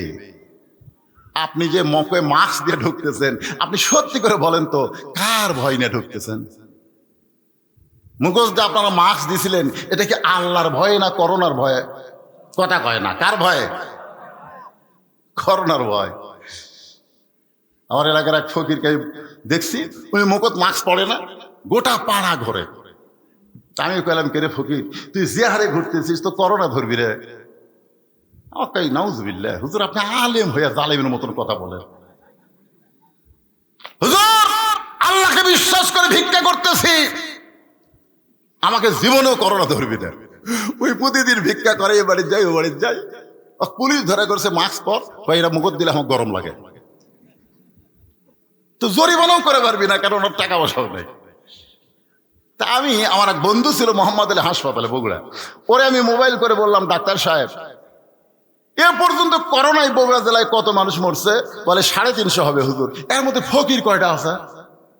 আমার কয় একটাও নাই। যে কয়টা মরছে তার মধ্যে একটাও ফকির নাই। এখান থেকে প্রমাণ হয়ে গেল করোনার ভয় যার অন্তরে ছিল না, আল্লাহ তাকে পুরাপুরি হেফাজত করেছে। জোরে বলেন কথা ঠিক। এখন মসজিদের মধ্যে যখন ঢুকবেন তখন ডান পায়ে ঢুকতে হবে, জবান খুলে একটা দোয়া পড়া লাগবে। দোয়াটা কি? আল্লাহুম্মা ফতাহলি, পড়েন সবাই, আল্লাহুম্মা ফতাহলি আবওয়াবা রহমাতিক। হযরত দোয়াটা পড়ে আল্লাহর ঘরের মধ্যে ঢুকে 2 রাকাত সুন্নত নামাজের নিয়ত করলেন। কয় রাকাত? 2 রাকাত সুন্নত নামাজের নিয়ত করলেন। আর ঘোড়া চোর, ঘোড়ার লাগাম ধরে হযরত আলীর দিকে তাকায় আছে, দেখি নামাজের সাইজ কিরকম। যে মসজিদের মধ্যে ঢুকে ঘাড় কাত করে ঘোড়ার দিকে তাকায় থাকে, তাহলে ঘোড়া চুরি করা যাবে। জুতা চুরি করে গেছে, আপনার জোরে কর, জুতা চুরি করে গেছে। ইলা জিহাদিল কাবা, জুতা কাবা, জুতা, খালি কাবার দিকে না জুতার দিকে আমার মন। এখন ঘোড়া চোর চিন্তা করে, যে লোকটা আমার হাতে ঘোড়া দিয়া আল্লাহর ঘরের মধ্যে ঢুকলো, ওর নামাজের সাইজ কেমন একটু দেখা দরকার। লাগাম টেনে এনে দরজা দিয়ে তাকায় দেখে নামাজের সাইজ এত ভালো, নিয়ত করার সঙ্গে সঙ্গে লোকটা নামাজের ভিতরে আল্লাহ ঢুকাইয়া দিল। নামাজের সাইজ এত ভালো, নিয়ত করার সঙ্গে সঙ্গে লোকটা নামাজের ভিতরে ঢুকে গেল। আপনারা বলেন তো হযরত আলী নামাজের দিক দিয়ে কেমন নামাজি ছিলেন? আল্লাহ রাসূল কয়েকটা কথা বলেছেন, তার মধ্যে একটা কথা হলো আমার যত সাহাবী আছে সমস্ত সাহাবীর ভিতরে নামাজের দিক দিয়ে হযরত আলী হলেন 1 নম্বর। নামাজের দিক দিয়ে কয় নম্বর? জ্ঞানের দিক দিয়ে আর কয় না, জ্ঞানের দিক দিয়ে কয় নম্বর ছিলেন? সবাইকে বলা লাগবে। আল্লাহর নবী যখন মদিনার রাষ্ট্রপতি হলেন ওই সময় রাসূল আলীকে শিক্ষামন্ত্রী হিসাবে ঘোষণা দিয়েছিলেন। ধরে কেন সুবহানাল্লাহ। নবী বলেছিলেন আনা মাদিনাতুল ইলম ওয়া আলী ও বাবুহা, আমি হচ্ছে ইলমের শহর, আলী হচ্ছে তার দরওয়াজা। শুধু এক লাইনের জ্ঞান হযরত আলীর মধ্যে ছিল না, সব জ্ঞানে আল্লাহ তাকে গুণান্বিত করেছিল। ধরে কেন সুবহানাল্লাহ। যালিকা ফাদলুল্লাহি ইউতিহি মান ইয়াশা আল্লাহু যুল ফাদলিল আযীম। আলীর শানে নবী এই আয়াতটা বারবার তেলাওয়াত করতেন। জোরে কোন সুবহানাল্লাহ। এত জ্ঞান আল্লাহ তাকে দিয়েছিলেন। হযরত ওমরের জীবনী পড়লে জানতে পারবেন, ওমর যখন মদিনার খলিফা ছিলেন এক সময় উটের পিঠে চড়ে জেরুজালেমের দিকে রওনা দিলেন। মাঝ রাস্তায় গিয়ে রাখালকে উটের পিঠে চড়ায়া তিনি উটের লাগাম ধরে জেরুজালেমের কাছে পৌঁছে গেলেন। জেরুজালেমের হাজার হাজার খ্রিস্টান উটের পিঠে বসে থাকা মানুষটাকে ওমর মনে করে একটা চকিয়া এনে একজন হামাগুড়ি দিয়ে বলতেছে, আমির আল মুমিনিন, উটের পিঠ থেকে নামতে আপনার কষ্ট হবে, তাই এই চকিয়ার উপরে পা দিয়ে, আমার পিঠের উপরে পা দিয়ে আপনি আস্তে করে নামেন। উটের পিঠে বসা মানুষটা কাঁদতেছে। জেরুজালেমের খ্রিস্টানরা বলে, আমির আল মুমিনিন, আপনি এমন করে কেন কাঁদতেছেন? উটের পিঠে বসা মানুষটা বলতেছে, তোমরা যাকে ওমর মনে করে সম্মান করতেছ, আমি ওমর না, আমি হলাম রাখাল। আর জমিনে দড়ি ধরে উটের রশি ধরে যিনি দাঁড়ায় আছেন তিনি হলেন হযরত ওমর। জেরুজালেমের খ্রিস্টানের বলে, এটা কেমনে হয়, এটা কেমনে হয়? রাখাল চিল্লায় বলে, আল্লাহর কোরআন নবীর তরিকা মোতাবেক চললে এমনি সম্ভব হয়ে যায়। জোরে কারণ সুবহানাল্লাহ। সঙ্গে সঙ্গে খ্রিস্টানরা বলতেছে, মুসলমান যদি আল্লাহর কোরআন নবীর তরিকা মোতাবেক চললে এমন হয়, রাখালকে উটের পিঠে চড়ে দিয়ে অর্ধপৃথিবীর খলিফা জমিনে রশি ধরে দাঁড়ায় থাকে, আর খ্রিস্টান থাকবো না, আমরা সবাই ইসলামকে গ্রহণ করব। আপনারা বলেন তো, কোনো যুদ্ধ করা লাগছে? কোনো দাওয়াত দেওয়া লাগছে? উমরের ভিতরে এমন একটা আদর্শ পাইছে যে আদর্শ হওয়ার সঙ্গে সঙ্গে খ্রিস্টানরা কলেমা পড়তে চায়। সমস্ত খ্রিস্টানকে উমর ফারুক কলমা পড়ায় দিলেন, লা ইলাহা ইল্লাল্লাহু মুহাম্মাদুর রাসূলুল্লাহ। সবাই মুসলমান হয়ে গেল। কিন্তু খ্রিস্টানের মধ্যে একজন বেঁকা ছিল। বেঁকা বলছেন না? এখানে যত মানুষ বসে আছে আপনারা কি মনে করছেন সবাই ফজর নামাজ পড়বে? কথা কয় না। আমি কিন্তু ওদের শুরু থেকে নামাজের কথাই বলতেছি। তারপরেও দেখবেন ফজর নামাজ পড়বে না। তার মানে কি, ওরা ওদের শুরু থেকে শেষ পর্যন্ত কুত্তের ন্যাজের মতন বেঁকা। কোন ন্যাজের মধ্যে? কুত্তের ন্যাজ আপনারা দেখছেন? কুত্তের ন্যাজ দেখছেন? ও কিন্তু বেঁকা। তো একটা বেঁকা খ্রিস্টান, ও আর মুসলমান হয়নি, ও দৌড় মারছে খ্রিস্টান ধর্মের পাদ্রীর কাছে। হুজুর, দরবারের মধ্যে বসে জিকির করেন, আর মদিনার উমরে সাহেব আপনার সব লোককে মুসলমান বানাচ্ছে। এ কথা শোনার পরে পাদ্রী হতভম্ব হয়ে দৌড়ে দৌড়ে আসলেন উমরের কাছে, এসে বললেন, উমর, আমি ইসলাম গ্রহণ করতে চাই। ওমর ফারুক বললেন, তাহলে পড়ো লা ইলাহা ইল্লাল্লাহ মুহাম্মদ রাসূলুল্লাহ। পাদ্রী বলতেছে, আমি কলেমা পড়ার আগে তোমাকে 4টা প্রশ্ন করব, যদি উত্তর দিবার পারো তাহলে মুসলমান হব, উত্তর দিবার না পারলে কিন্তু মুসলমান হব না। ওমর ফারুক বলে, পাদ্রী কি 4টা প্রশ্ন করবা? বলে, 1 নম্বর প্রশ্ন হলো, পৃথিবীর এমন কোন জায়গায় সূর্যের আলো একবার পড়েছে কিয়ামত পর্যন্ত ওই জায়গায় সূর্যের আলো পড়বে না, ওই জায়গার কথা যদি বলতে পারো। 2 নম্বর প্রশ্ন হলো, পৃথিবী এমন কোন কবর যে কবরও জীবিত, কবর মধ্যে লাশটাও জীবিত, ওই কবর এবং লাশের নাম বলতে হবে। 3 নম্বর প্রশ্ন হলো, 2 ভাই একই সময় জন্মগ্রহণ করেছে, বহু বছর পরে 2 ভাইকে হত্যা করা হয়েছে, কিন্তু এক ভাইয়ের চাইতে 100 বছরের বড়। এই 2 ভাইয়ের নাম বলা লাগবে। উমর রে, আমার 4 নম্বর প্রশ্ন হলো, পৃথিবীর এমন কোন কারাগার যে কারাগারের মধ্যে কয়েদি নিঃশ্বাস নেবার পারে না, তারপরও আল্লাহ জীবিত রাখে? ওই কারাগার কয়েদির কথা বলতে হবে। ওমর কান্দারে বলে, পাদ্রী রে, এমন প্রশ্ন আমি জীবনে শুনি নাই, তাহলে উত্তর দিব কেমনে? পাদ্রী বলতেছে, তাহলে এরা বোকা শোকা মুসলমান হোক, আমি চালাক মুসলমান হলাম না। ওমর ফারুক চিন্তা করে, হাজারো জন মূর্খের চাইতে একটা শিক্ষিত লোকের দাম কম না বেশি? রাসূল তো আরো দাম বাড়িয়ে দিয়েছে। আল্লাহ রাসূল বলেছে, নাওমুল আলিমি খায়রুম মিন ইবাদাতিল জাহিল। আলেমের নিদ্রা মূর্খের ইবাদতের চাইতে উত্তম। জোরে কান সুবহানাল্লাহ। মূর্খ সারা রাত ইবাদত করলে যে সওয়াব পাবে না, আলেম ঘুম পারলে আল্লাহ তার চাইতে বেশি সওয়াব দিবে। হয়তো আপনার বললেন, হুজুর আল্লাহ এখানে পার্শালিটি করলো না। পার্শালিটি না, হাদিস বুঝা দিলে আপনারা বুঝতে পারবেন। ওমর ফারুক মনটা খারাপ করে যখন ফিরে আসলেন মদিনায়, আলীর সঙ্গে দেখা। আলী বলতেছেন, ইয়া আমিরাল মুমিনিন, আপনি তো জেরুজালেমে গেছিলেন, রেজাল্ট কি? বলে, সব খ্রিস্টান মুসলমান হয়ে গেছে। আলী বলতেছে, আলহামদুলিল্লাহ। তাহলে মনটা কালো কেন? মুখটা এরকম কালা করে রাখছেন কেন? ওমর বলে, আলী, একটা পাদ্রী ইসলাম গ্রহণ করবার চাইছিল কিন্তু করলো না। আলী বলতেছে, না করার কারণ কি? বলে, আমাকে 4টা প্রশ্ন করছে, উত্তর দিবার পারিনি, সেই কারণে মুসলমান হয়নি। বলে, কি 4টা প্রশ্ন? 1 নম্বর প্রশ্ন হলো, পৃথিবীর এমন কোন জায়গায় সূর্যের আলো একবার পড়েছে কিয়ামত পর্যন্ত পড়বে না? আলী মুসকি মুসকি হাসের বলে, আপনি কেন বলতে পারলেন না? মুসা আলাইহিস সালাম যখন সাগর পাড়ি দিচ্ছিলেন, ওই সময় আল্লাহ তাআলা সাগরকে 12 লাইন রাস্তা করে দিয়েছিল। সাগর যখন রাস্তা হলো, সূর্যের আলো সাগরের তলদেশে পড়ে গেল। আর ফেরাউন যখন ওই রাস্তা মনে করে রওনা দিল, তখন আল্লাহ পানিটা পূর্বের মতো আবার একত্র করে দিল। ওই জায়গায় কিয়ামত পর্যন্ত আর কোনোদিন সূর্যের আলো পড়বে না। হায় হায়, আমি তো চিন্তা করিনি। 2 নম্বর প্রশ্ন হলো, কবর জীবিত, লাশটাও জীবিত, কবর লাশের নাম কি? আলী বলতে যে কবর হলো ইউনুস, কবর হলো মাছ, আর লাশের নাম হলো ইউনুস আলাইহিস সালাতু ওয়াস সালাম। কি নাম? ধরে কোন? ইউনুস কিন্তু একজন আল্লাহর নবী। আর আমাদের বর্তমানে যিনি উপদেষ্টা, তিনি 2 নবীর নাম ধরে আছেন। একটা হলো মুহাম্মদ সাল্লাল্লাহু, কেন আমাকে প্রধান উপদেষ্টা নাম জানেন না আপনারা?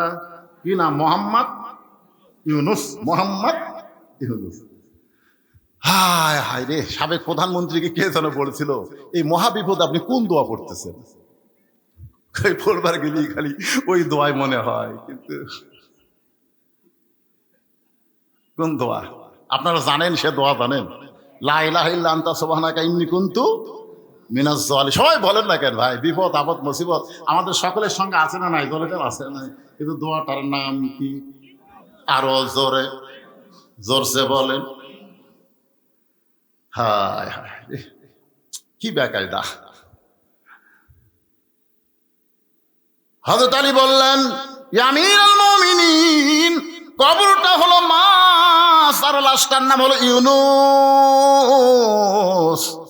কবরও জীবিত, লাশটাও আল্লাহ জীবিত রেখেছে। ওমর ফারুক বলে, আলী ভাই, তাহলে 3 নম্বর প্রশ্ন করলো, একই সঙ্গে 2 ভাই জন্মগ্রহণ করছে, যমজ। অনেক বছর পরে 2 ভাইকে হত্যা করা হলো। এক ভাইয়ের সাথে 100 বছরের বড়। এই 2 ভাইয়ের নাম কি? আলী বলতেছেন, উযায়ের আর আদিত আলাইহিস সালাতু ওয়াস সালাম। একই সঙ্গে 2 ভাই জন্মগ্রহণ করেছিল, কিন্তু উযাইরকে আল্লাহ তাআলা একটা উপত্যকার মধ্যে 100 বছর ঘুম দিয়েছিল।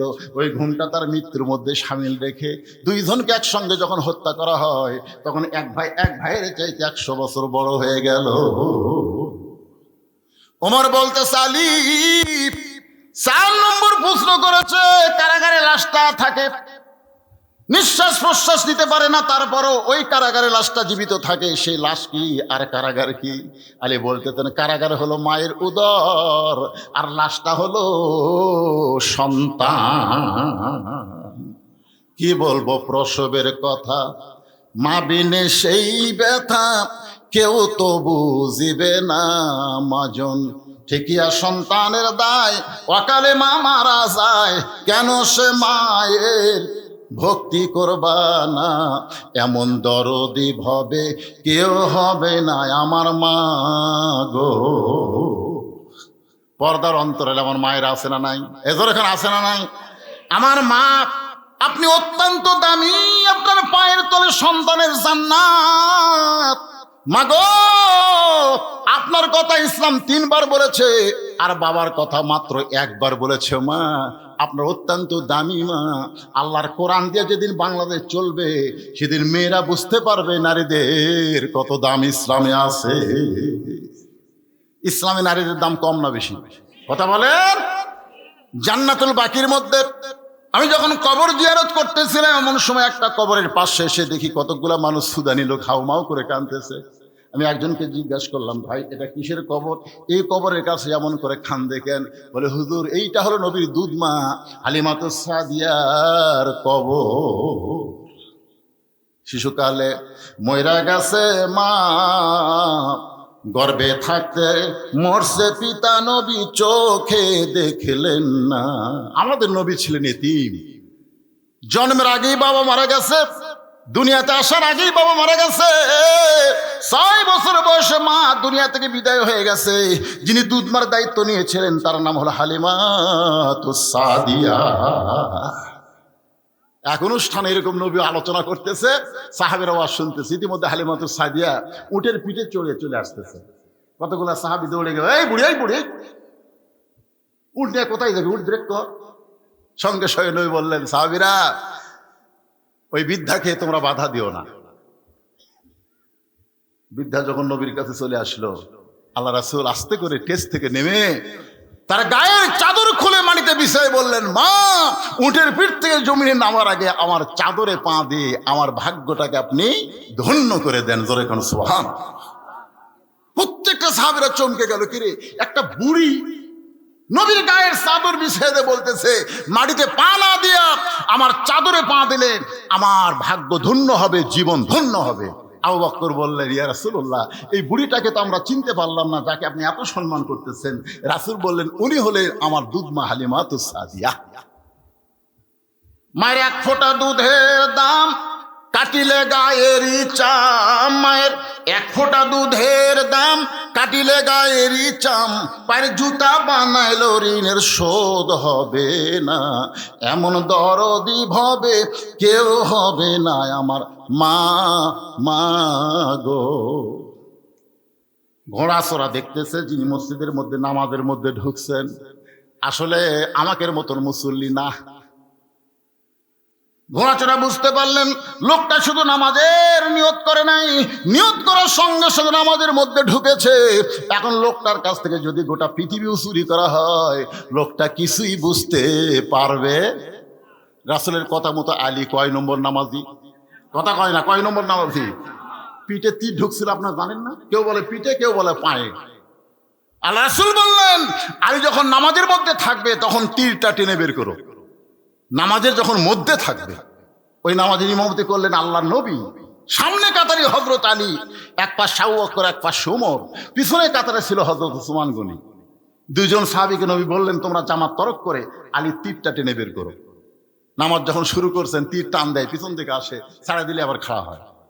জাবের আর হুযায়ফা 2 সাহাবী বলতেছে, এই মুহূর্তে টানা যাবে না, যখন নামাজের ভিতরে যাবে। নামাজের ভিতর কখন? আলী যখন নামাজের শেষ দায়ী থাকবে, ওই সময় টানে বের করবে। পিঠের উপরে 2 জন পা দিয়ে এত জোরে তীর টান মারছে, তীর শুধু বের হয় নাই, তীরের সঙ্গে গোস্ত পর্যন্ত সে আইছে। নামাজ শেষ করার পরে নবীর সামনে যখন তীর আর গোস্তের টুকরা জমা দেওয়া হয়, আল্লাহ নবী এত কান্না কানলেন। কাঁদার পরে বলেন, আলী রে। সঙ্গে সঙ্গে আলী বলে, লব্বাইক ইয়া রাসূলুল্লাহ। আলী, যেই তীর ধরে একটু নড়াচড়া করলে তুমি চিৎকার দিয়ে কান্তা, সেই তীর তোমার পিঠের ভিতর থেকে বের করা হলো। খালি তীর বের হয় নাই, তীরের সঙ্গে গোস্ত পর্যন্ত ছিঁড়াইল। আমি নবী জানতে চাই তুমি তখন ছিলে কোথায়?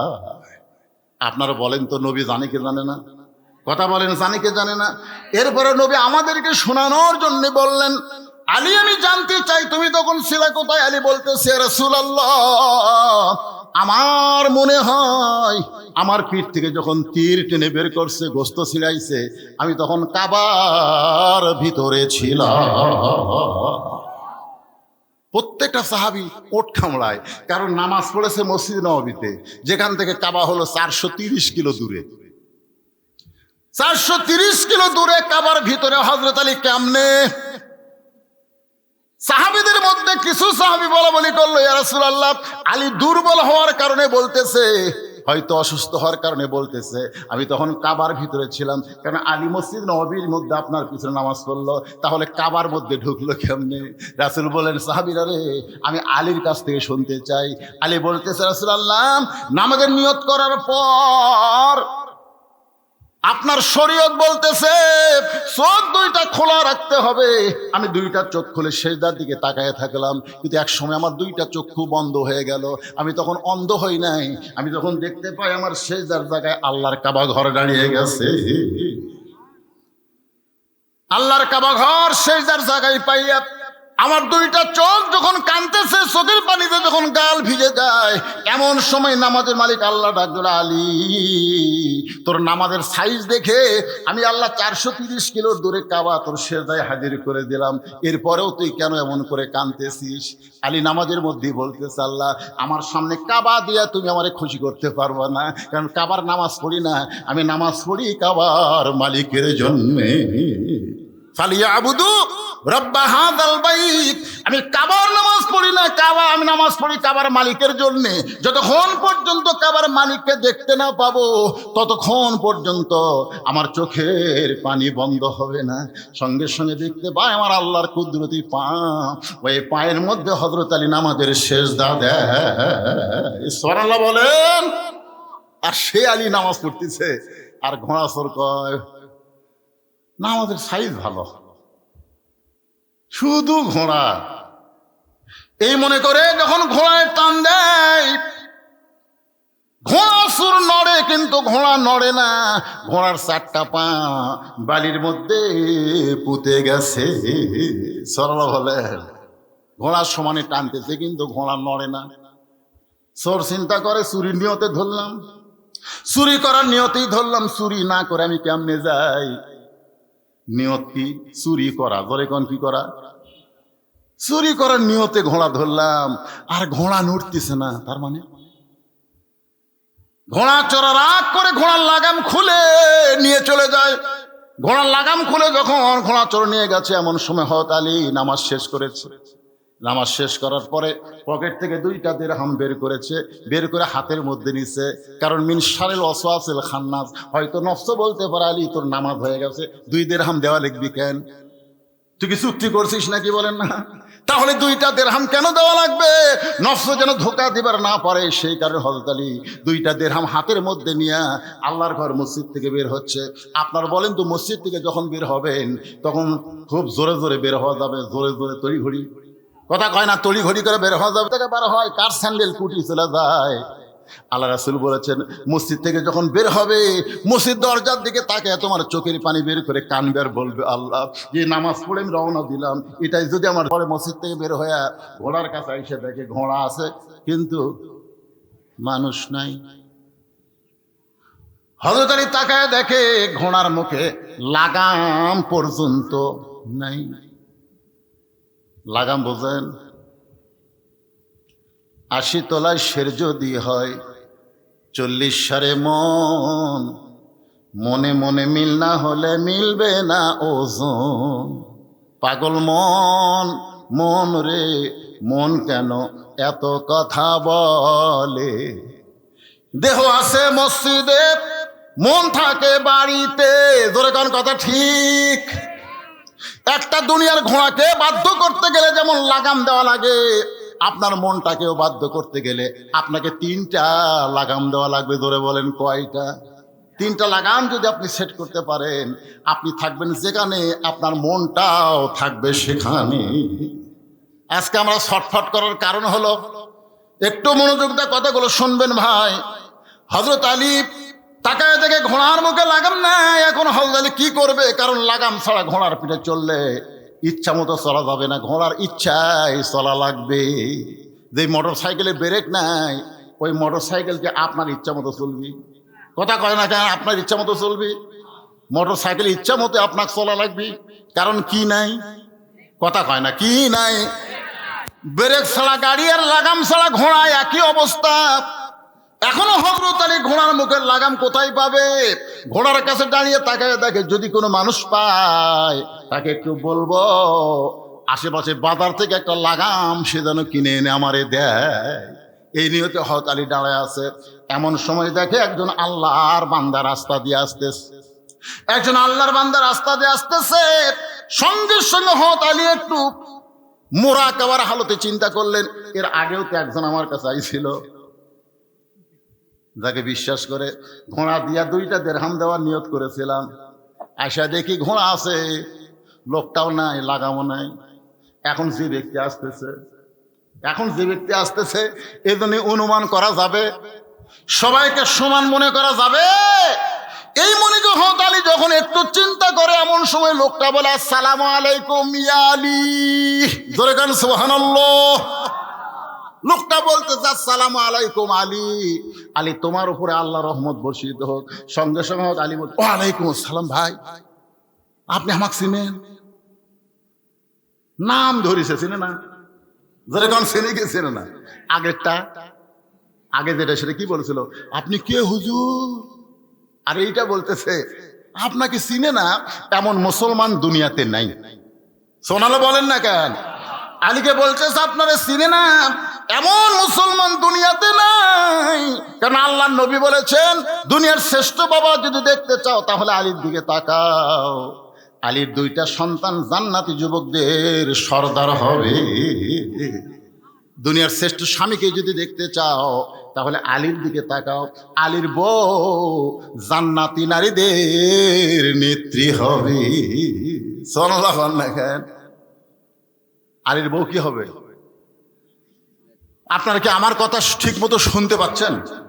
এ ভাই বুঝতে পারতেছেন? তাহলে দুনিয়ার শ্রেষ্ঠ বাবা কে? হযরত আলী। তার 2টা সন্তান জান্নাতি যুবকদের সর্দার, আর শ্রেষ্ঠ স্বামী হলেন হযরত আলী। তার বউ হলো জান্নাতি নারীদের নেত্রী। আপনাকে চিনে না এমন মানুষ মুসলমান দুনিয়াতে নাই। এমন মুসলমান মানুষ আছে কিন্তু এমন মুসলমান দুনিয়াতে নাই। কারণ মুসলমান মাত্রই জানে হযরত আলী সাধারণ কোনো মানুষ। ভাই পিছন দিকে কি শুরু হলো রে? বৃষ্টি হচ্ছে?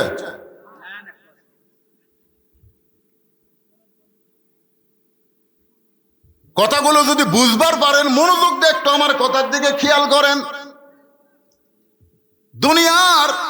দুনিয়ার যারা মুসলমান তারা হযরত আলীকে চিনে, কতক্ষণ চিনে। বাংলাদেশের যারা মুসলমান তারা আল্লামা সাঈদীকে চিনে, কিন্তু জানে রাজাকার। জানে কি? কথা কয় না। গাড়িসাপাড়ার মাহফিলে যে ওয়াজ আমার গোটা পৃথিবী ভাইরাল হয়েছে, ওয়াজের মধ্যে কিন্তু আমি বলেছিলাম আল্লামা সাঈদী হুজুর যদি এখানে এসে ওয়াজ করতো, আমার মতন টুড্ডা মৌলবীর ওয়াজ করে শুনবি? হুজুর যত ওয়াজ করেন আপনি, পরে আল্লামা সাঈদী আসার পরে আর কোনো বক্তার চান্স, সবাই তাকে রাজাকার বললেও ক্ষতি নাই, কিন্তু বক্তার জগতে এমন কোন শ্রোতা নাই যে আল্লামা সাঈদীরে চিনে না। ধরে কোন কথা ঠিক কিনা? এখনো হযরত আলীরে চিনে না এমন মুসলমান দুনিয়াতে নাই। তুমি আমারে কেমনে চিনলা ভাই? বলে জোহরের নামাজের ইমামতি করতেছেন আল্লাহর নবী। প্রথম রাকাতে 3 বার সুবহান রাব্বিল আলা বলে সেজদা দিছে। একই রাকাতে 2 বার সেজদা আছে না নাই? ধরে কোন আছে না নাই? দ্বিতীয় সেজদায় গিয়ে নবী আর সেজদা থেকে মাথা তোলে না। সাহাবীরা চিন্তায় পড়ে গেল। প্রথম সেজদায় 3 বার সুবহান রাব্বিল আলা বললাম, নবী সেজদা তুললো। দ্বিতীয় সেজদায় গিয়ে এত লম্বা সেজদা নামাজ শেষ হওয়ার পরে রাসূল বলেন, সাহাবীরা রে, তোমাদের সকলের মনের মধ্যে একটা কথা বুদবুদ করতেছে, আমি দ্বিতীয় সেজদা এত লম্বা কেন দিলাম? আমার ইচ্ছা করে দেই নাই। হাসান হোসেন আমার কান্দে চড়ে বসেছে। এখন ওরা 2 জন থাকা অবস্থায় আল্লাহ পাক আমাকে সেজদা তুলতে নিষেধ করেছে। আপনি এমন সন্তান, 2 জনের বাবা, নবীর কান্দে বসলে নবীর সেজদা থেকে মাথা তোলে না।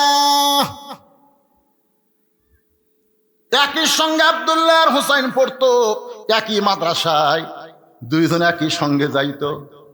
একদিন হঠাৎ হোসেনের মনে একটু রাগ হয়ে কলম ফেলে দিছে। আব্দুল্লাহ বলে কলমটা এনে দে। আব্দুল্লাহ দৌড়ে গিয়ে কলম এনে দেয়, হোসেন আবার ফেলে দেয়। এই আব্দুল্লাহ, কলমটা আমার এনে দে। আব্দুল্লাহ বলতেছে, হুসাইন আমার সঙ্গে এমন কেন করতেছো? আমার বাবা হলো অর্ধ পৃথিবীর খলিফা হযরত ওমর। সঙ্গে সঙ্গে হোসেন বলে, তুই আমার গোলাম, তোর বাপও আমার গোলাম, যা। যেই বলছে তুই গোলাম, তোর বাবা গোলাম, সঙ্গে সঙ্গে আব্দুল্লাহ দৌড়ে গিয়ে বাবার কাছে কান্দে বলে, বাবা হোসাইন বারবার কলম আমাকে এনে দিতে বলে, আমি দুইবার আনা দেওয়ার পর আবার যখন ফেলে দেয়, আমি আনা দেইনি বলে আমি একটু বলেছি, আমার বাবা অর্ধপৃথিবীর খলিফা, তুমি খামারে ছিল না, এমন কেন করতেছো? হোসেন বলে, তুই গোলাম, তোর বাবা আমার গোলাম। ওমর ফারুক বলে, আব্দুল্লাহ এই কথাকে হোসেন বলেছে? বলে, অবশ্যই বলেছে। জুমার দিনে হোসাইনকে ডাক দিয়ে বললেন, বাবা তুমি নাকি বলেছো তুই গোলাম, তোর বাবা আমার গোলাম, এই কথা কি সত্য? হোসেন বলতে, আপনি সত্যি করে বলেন তো, আমার নানার গোলাম হইতে কি আপনার আপত্তি আছে? ওমর ফারুক বলেন, আব্দুল্লাহ রে, এই কথা যদি হোসাইন লিখে দেয়, ওই কাগজটা যত্ন করে রাইখা দিও, কবরের মধ্যে আমার কাফনে ঢুকাই দিও, অন্তত বলতে পারবো জান্নাতি দুই যুবক সর্দারের এক সর্দারের আমি গোলাম ছিলাম, আমার ছেলেও তার চাকর ছিল। বলে কোন সুবহানাল্লাহ। আপনারা চিনে না এমন মুসলমান দুনিয়াতে নাই। আলী বলতেন, ভাইজান তাহলে বড় বিপদ, আমার ঘোড়া আছে, ঘোড়ার মুখে লাগাম নাই, আশেপাশে কোনো বাজার যদি থাকে, বাজার থেকে আমার একটু লাগাম কিনে এনে দাও। লোকটা বলতে, যে হুজুর এইটা কেমনে হলো? আপনার মতন শিক্ষিত মানুষ লাগাম ছাড়া ঘোড়া নিয়ে কেন বের হয়েছেন? আপনি তো সাধারণ কোনো মানুষ না। রাসূল বলেছেন, আনা মাদিনা তো এলনো আলী ও বাবুহা, একই দস্তরখানার মধ্যে সাহাবেরা খাচ্ছেন, আলীর বুদ্ধি যাচাই করার জন্য হযরত আলী খুরমা খেজুর খাচ্ছে আর বিচি রাখতেছে আলীর সামনে। খুরমা খেজুর খায় আর বিচি আলীর সামনে রেখে দেয়। এক সময় রাসূল বললেন, সাহাবীরা রে, আমার আলীর পেটে এত খিদা বেশি লাগছে, দেখো একাই কতগুলা খুরমা খেজুর খাচ্ছে, মুখের সামনে বিচি ঠিক। সঙ্গে সঙ্গে আলী দাঁড়ায় বলে, আমার হুজুর যে কথা বলছে 100% সত্যি, আমার পেটে খিদা বেশি, বিসিও বেশি। তোমাদের কাছে জানতে চাই, খিদা কার বেশি, যে বিসি বার করা খায় না বিসি সহ খায়? সাহাবীরা বললেন, তার ক্ষুধাই বেশি, যে বিসি সহ খাইছে। নবীর সামনে তাকায় দেখো একটাও বিসি দেয়, আমি তাও বার করার টাইম পাইছি, নবী কিন্তু বের করারও টাইম পাই না। সঙ্গে সঙ্গে রাসূল বলে, আলী রে আয় আয় আমার বুকে আয়। বুকের মধ্যে নিয়ে রাসূল বললেন, আনা মাদিনাতুল ইলম ওয়া আলী বাবুহা, তুমি হচ্ছে ইলমের আমি হচ্ছে ইলমের শহর, আর তুমি হলে সেই শহরের দরওয়াজা। আপনি এত বড় জ্ঞানী হইয়া লাগাম ছাড়া ঘোড়া নিয়ে কেমনে বের হলেন? হুজুর এত বড় জ্ঞানী হইয়া লাগাম ছাড়া ঘোড়া নিয়ে কেন বের হইলেন? আপনারা বলেন তো, শিক্ষিত মানুষ যদি কোনো ভুল করে, সাধারণ মানুষ কিন্তু কথা বলার একটা চান্স পায়। ধরে কোন কি পায়? আমার 5 মিনিট বাজারে এরকম পাঞ্জাবির এই পকেটে, অনেক আগেকার কথা, আমি 200 টাকা নিয়ে বাজার করতেছি। বাজার করার পর আমি পকেটে হাত দিয়ে দেখি টাকা নেই। তখন বলতে, যে হুজুর কোন পকেটে টাকা রাখছিলেন? নাই কেন? এই পকেটে রাখছিলাম ভাই, নাই রে। তখন একজন বলতে, যে হুজুর আপনি কি সত্যি আলেম? আপনি ওয়াজ করলে কি মানুষ আপনার ওয়াজ শোনে? আমি কইলাম, মিয়া টাকা হারাইছে আমার, আর গরম হস্তরা, তার মানে বলে টাকা কোন পকেটে রাখা লাগবে এইটা যে জানে না, কেমন আলেম? আপনি জানেন না এই হাটের মধ্যে টাকা কোন পকেটে ছোঁয়া লাগবে? এই পকেটে আপনি মেসওয়াক থবেন, টয়লেট পেপার থবেন, আর এই বুকের তলের পকেটে আপনি টাকা থবেন, আপনি জানেন না? আমি বললাম, তোর হাত ভাই, টাকা যখন নাই জিনিসগুলো ঢাইলে যাও। হুজুর আপনি আরো যদি লাগে নিয়ে যান, পরে দিবেন, অসুবিধা নেই, কিন্তু একটা আলেম মানুষ। আমি কাছে গিয়ে বললাম, তুমি যেটা দেখছো, আমি যেটা বলছি, এটা যেন কেউ না শোনে ভাই, কারণ আমি খুবই অপমান বোধ করতেছি, আর যেন কেউ না শোনে। কেন? হুজুর জান। কিছুক্ষণ পরে এক লোক দৌড়ে এসে বলতে, হুজুর আপনার বলে টাকা পকেট মারছে, পকেট মার বলে টাকা মারছে। আমি বললাম, কে বললো? কেন? গোটাল হাঁটি হয়ে গেছে, বদরশি ধরা খাতে রে, বদরশি ধরা গেছে। শিক্ষিত মানুষ ভুল করলে সাধারণ মানুষ পর্যন্ত কথা বলার একটা কি পায়, সুযোগ পায়। বলতেছে, এত বড় আলিম হইয়া লাগাম ছাড়া ঘোড়া নিয়ে আপনি কেমনে বের হলেন? আলী বলতে, ভাইজান আমার কাছে 2টা দিরহাম আছে, যদি পারো কাছের বাজার থেকে একটু লাগাম নিয়ে আসো, যাও একটা লাগাম নিয়ে আসো। তুমি কি আনবা না? লোকটা বলতে, হুজুর আমি আপনাকে চিনি। জোরে কান সুবহানাল্লাহ। এমন একটা সুযোগ পাইলাম যে আপনার ঘোড়ার একটা লাগাম কিনে দেওয়ার, এই সুযোগটা আল্লাহ পাক আমাকে জান্নাতি করে দিতে পারে। আলী বলতে কে রে, আমার ঘোড়ার লাগাম কিনে এনে দিয়ে তুই জান্নাতি হবি? আমি এমন কিছু?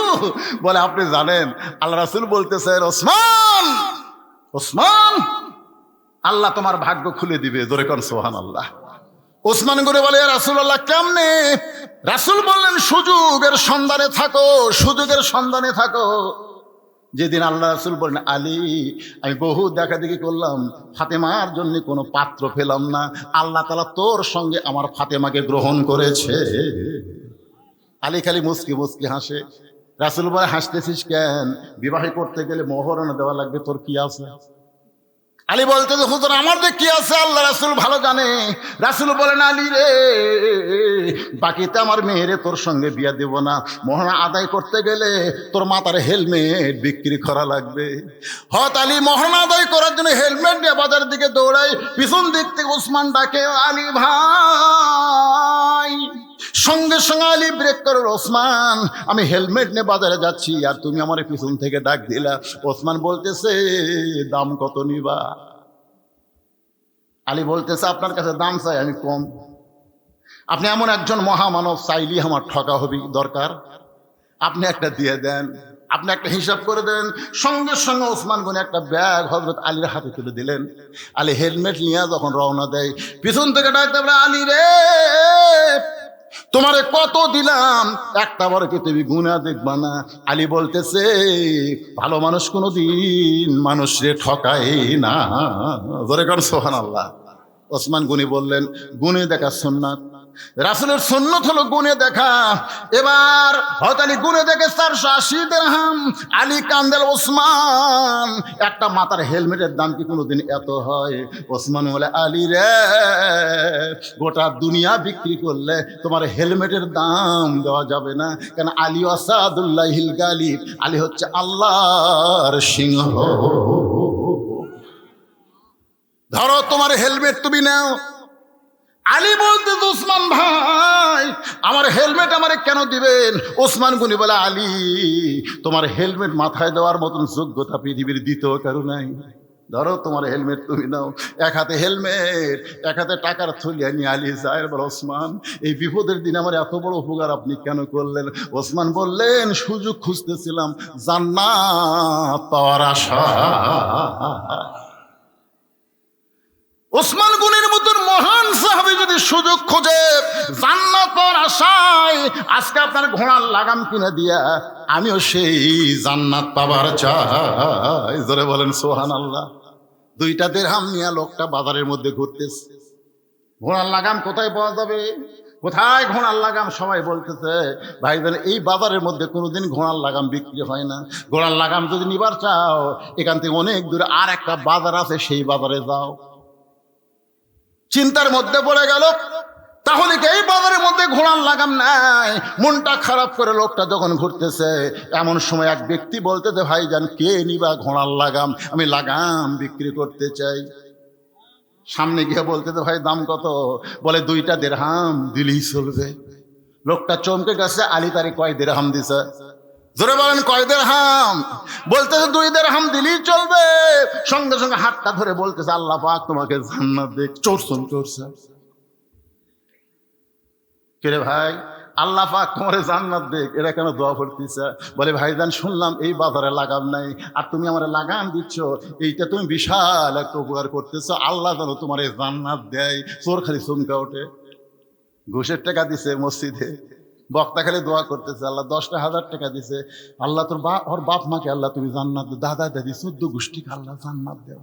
আল্লাহ কয়, পাগলা রে বক্তা, 2 টাকা দিল তুই দোয়া করিস নি?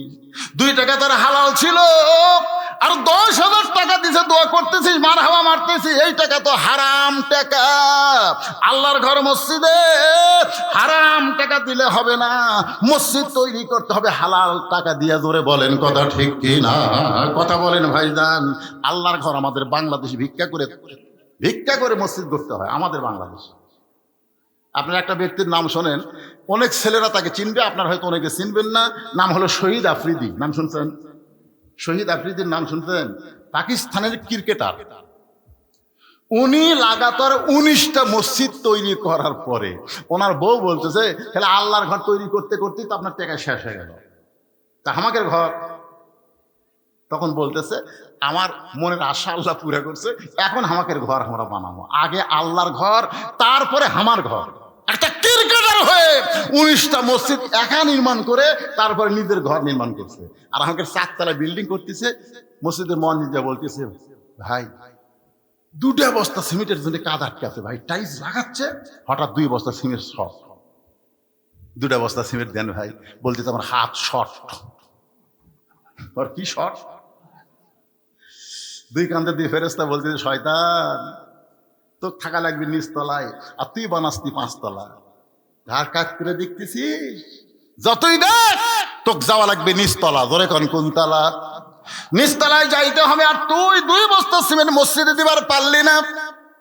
মসজিদে যখন দান বাক্স মুসল্লির সামনে আসে, অনেক মুসল্লি দেখবেন দান বাক্স আসে না?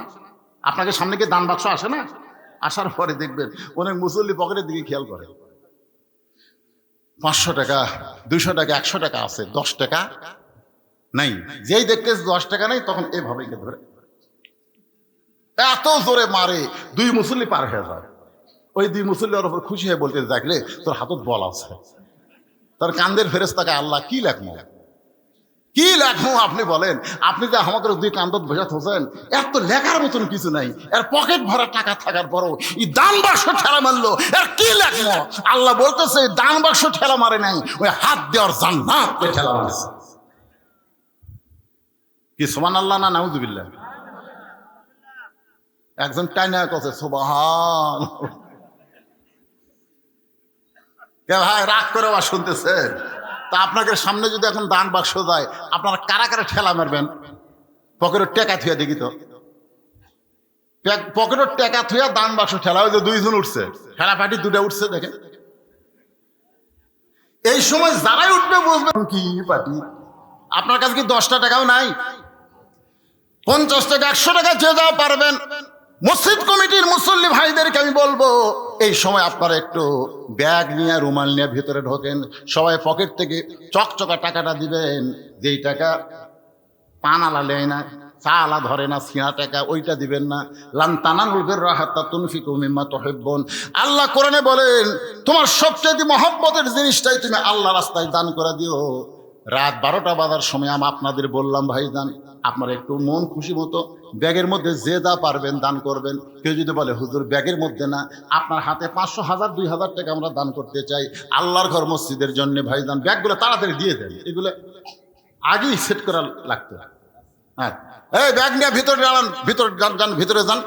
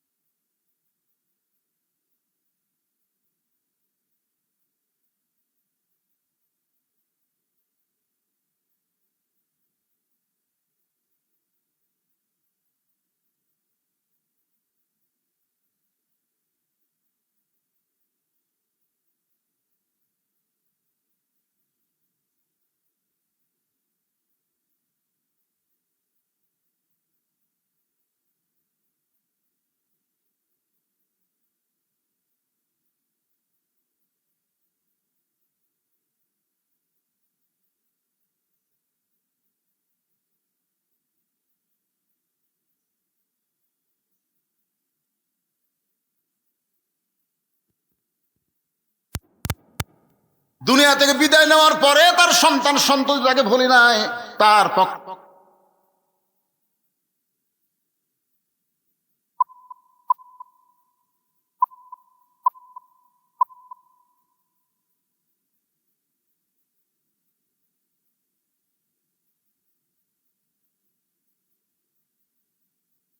আল্লাহ দানকে কবুল করেন। আল্লাহুম্মা আমিন। চশমা লাগালেন, বুদ্ধি নেই। নাম হলো মোহাম্মদ আবুল কালাম মল্লিক। 3000 টাকা দান করেছে। আল্লাহ তার দানকে কবুল করেন। নগদে 3000। আচ্ছা, দান করেছে, আল্লাহ কবুল করেন। মোহাম্মদ কামাল মোল্লা 1000 টাকা দান করেছে, আল্লাহ কামাল মোল্লার দানকে আল্লাহ আপনি কবুল করেন। মোহাম্মদ রফিক পরামানিক 1000 টাকা দান করেছে, আল্লাহ দানকে কবুল করেন। পুরান পাড়ার 500 টাকা দান করেছে মিন্টু সর্দার, আল্লাহ দানকে কবুল করেন। আল্লাহ এতগুলো স্লিপ বলবার গেলে মনাজাত দিল পাবে না। মোহাম্মদ রওশন কারাকান্দর 1 বছর সিমেন্ট দান করেছে, আল্লাহ তার দানকে কবুল করেন। আল্লাহুম্মা আমিন। নাম হলো মোহাম্মদ হাকিম মাস্টার 1000 টাকা দান করেছে, আল্লাহ দান কবুল করেন। জাহাঙ্গীর 1000 টাকা দান করেছে, আল্লাহ তার দানকে কবুল করেন। নাম হলো মোহাম্মদ জালাল 1 বস্তা সিমেন্ট দান করেছে, আল্লাহ জালালের দানকে আল্লাহ আপনি কবুল করেন। নাম হলো মোহাম্মদ রফিল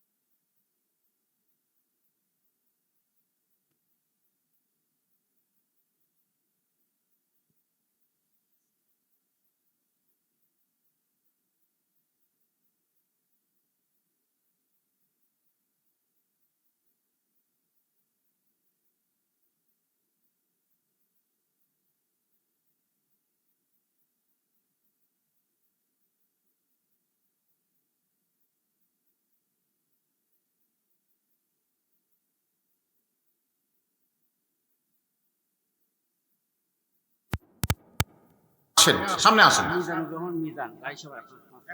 মিজানুর রহমান মিজান গাড়িসে পাড়া থেকে 5000 টাকা দান করেছে, আল্লাহ তার দানকে কবুল করেন। আল্লাহুম্মা আমিন। অনেক দানকারী এখানে বলাই যাচ্ছে না, খালি আপনাকে ধৈর্য না থাকার কারণে দানকারীর নাম পর্যন্ত বলতে পারলাম না। 1 ব্যাগ টাকা স্লিপ নিয়ে আমার ভাইকে আমি পাঠিয়ে দিলাম। আল্লাহ যাদের নাম বলতে পারলাম না, লেখার সঙ্গে সঙ্গে তোমার জান্নাতের খাতায় তাদের নাম উঠে গেছে। আল্লাহ আল্লাহ কবুল করো, জোরে কান আমিন। এই মসজিদের জন্য যারা চেষ্টা করতেছে, তদবির করতেছে, মানুষের কাছ থেকে টাকা আদায় করতেছে, নিজেও দান করতেছে, আজকের মাহফিলে এবং গত শুক্রবারে হাজার হাজার টাকা দান করে। আমার এক ভাই বললো গত জুম্মায় 3 লাখের উপরে দান করছে। এরা খালি বাইরের লোকের দানের আশা করে না, তো গ্রামের লোকেরাই 3 লক্ষ টাকার উপরে দান করছে গত জুম্মায়।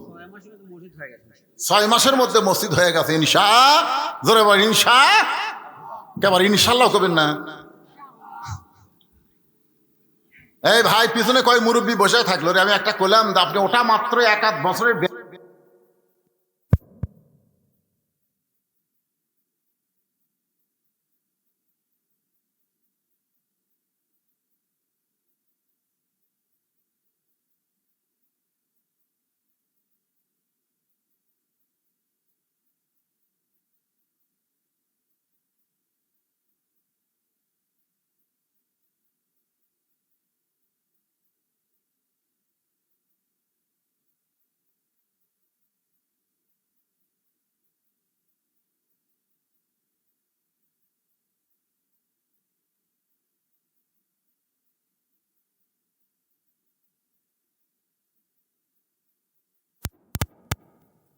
মসজিদে জুম্মাই যে কুরবানি দিলে এত সওয়াব, কুরবানির গায়ে যত পশম থাকবে প্রত্যেক পশমে পশমে 1 টাকা করে নেকি আল্লাহ দান করবেন। সুবহানাল্লাহ বলেন না কেন? ও শোনার পরে এখন চিন্তা করছে কিনা আমার তো গরু কেনার মতন টাকা নেই, কিন্তু সওয়াব যে বেশি। প্রতি লোমে লোমে যদি 1 টাকা সওয়াব হয়, একটা গরুর গায়ে আছে কত? প্রচুর, হিসাব করা যাবে না। ওই চুরি করছে, চুরি করে এসে মসজিদের কাছে বান্ধা ওই মসজিদের মধ্যে ঢুকতেছে। ইমাম সাহেব বলছে কে ভাই গরু খার? বলে হুজুর আপনি যে ফজিলত বয়ান করছেন ওটা শোনার পরে গরু কার ওইটা খেয়াল থাকে, কুরবানির জন্য নিয়ে এসেছি। দাম কত? দাম কত মানে চুরি করা। হুজুর পাগল, আমি ফজিলতের কথা বলেছি, সওয়াবের কথা বলেছি। হালাল টাকায় কেনা লাগবে, সেইটা কুরবানি দিলে আল্লাহ সওয়াব দেবে। আর তুমি চুরি করে না সওয়াব। হুজুর সোয়াব যদি আল্লাহ নাই দেয়, সোয়াব যদি আল্লাহ আপনি যে ফজিলতের কথা বলেছেন আমি বলেছি, আমার গুনাহ হলেও সোয়াব আর গুনাহ মাইনাস প্লাস হয়ে যাবে, মাইনাসে মাইনাস প্লাস হবে, প্লাসে প্লাসে মাইনাস হবে। কিন্তু গোস্ত খাওয়া তো আমার ফাও হয়ে যাবে। আজকে মনোযোগ দিয়ে কথাগুলো শোনেন। লাগাম 2 দিরহামে কিনে লোকটা নিয়ে আসলো হযরত আলীর কাছে। যখন হাতে লাগাম দেয়, আলী লাগাম পাওয়ার পরে ছোট বাচ্চার মতন কান্না শুরু করে দিলেন। বলে হুজুর আপনার কি লাগাম পছন্দ হয় নাই? আলী বললেন যে এটা বান্দার জন্য হালাল ছিল, কর্মদোষে হারাম করে নিল। আপনি বলেন তো ওই 2টা দিরহাম ওই বান্দার জন্য কি ছিল? হালাল ছিল। কেন? আলী নিয়ত করেছে নামাজ শেষ করার পরে তাকে 2টা দিরহাম হাদিয়া দিবে, কিন্তু হাদিয়া না নিয়ে বেটা নিছেই ঠিকই, কিন্তু হালাল নেয়নি, হারাম করে নিয়েছে। জোরে কোন কথা ঠিক কি না? আপনি যতই কামাই করেন, যতই বাড়ি করেন, আপনি সব কিছু খাইতে পারবেন না। যতটুকু রেজেক আল্লাহ আপনাকে দিয়েছে এর বেশি কিন্তু আপনি নিতে পারবেন না। আজকে বাংলাদেশ থেকে lakh crore dollar, billion dollar, 95 billion dollar Bangladesh থেকে পাচার করা হয়েছে। যারা পাচার করছে আপনারা বলেন তো, সারা জীবন যদি টাকা খায় তাও কিন্তু তারা ফুরাবার পারবে না। প্রতি সন্ধ্যায় যদি বলে আমি 1 লাখ করে টাকা খামো, কত করে?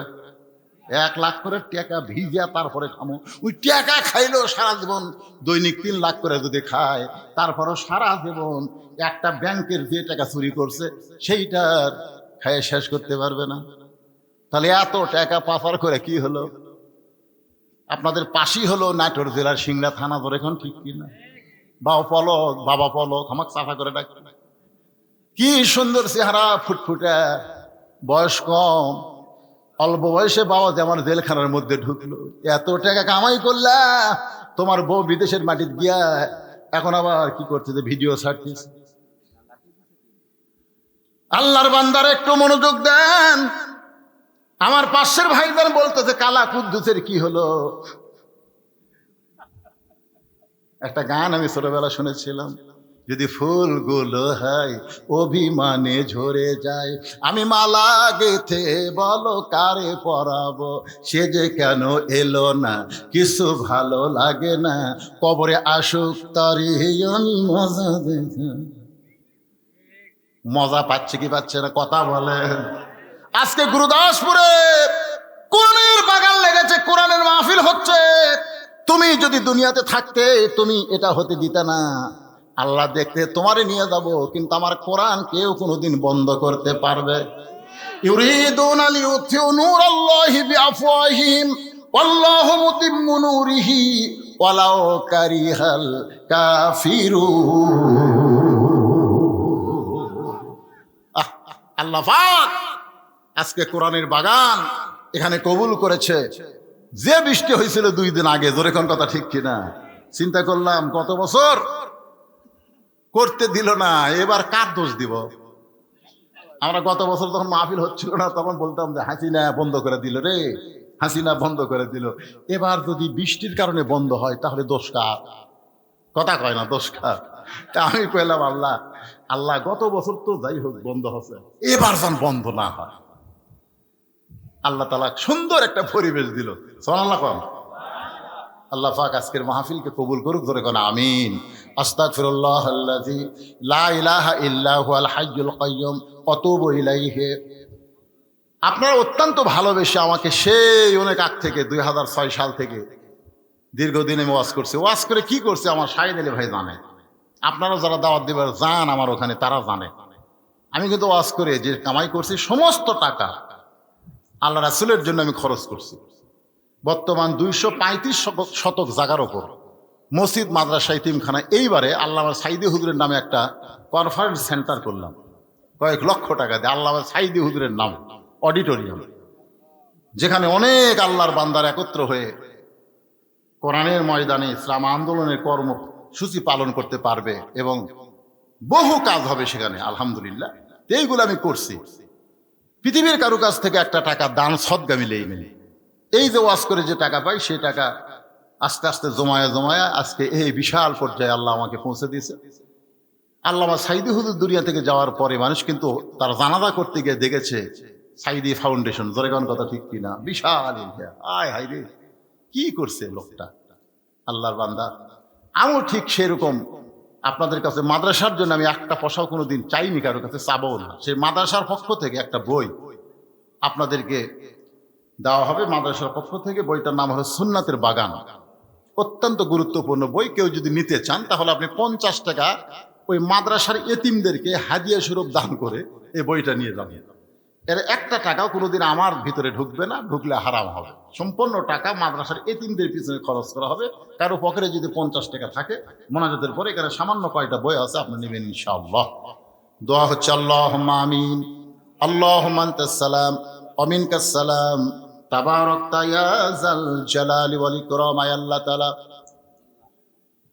অনেক লম্বা সময় ধরে তোমার পাগল বান্দা বান্দিরা আরামের বাড়ি ঘুমকে বাদ দিয়া কোরআন হাদিসের মহব্বত করে যাই নিয়া এই জান্নাতের বাগানে বসে বসে আলোচনা শোনার শেষে আমি গুনাহগারের সঙ্গে রহমতের দরজায় ফকির হয়ে দোকানা হাত তুলেছি। আল্লাহ মেহেরবানি করে আজকের মাহফিল আমাদের সকলের হেদায়েতের জন্য, নাজাতের জন্য, জান্নাতের জন্য কবুল করো। এই মাহফিলের শুরু থেকে শেষ পর্যন্ত যত আলোচনা হয়েছে আল্লাহ, এর মধ্যে যদি ত্রুটি হয়, ভুল হয়, মাফ করে দিও। এর যা হাদিয়া মঞ্জুর করো সোনার মদিনায় নবী পাকের রওজা মুবারকে আল্লাহ কবুল করে নিও। तमाम আম্বিয়ায়ে কেরাম, আসহাবে কেরাম, তাবিনী কেরাম, তাবিনী কেরাম, तमाम পৃথিবীর মাটির নিচে যত মুমিন মুমিনা শুয়ে আছে আল্লাহ সকলের আরওয়াহ পরে হাদিয়া কবুল করো।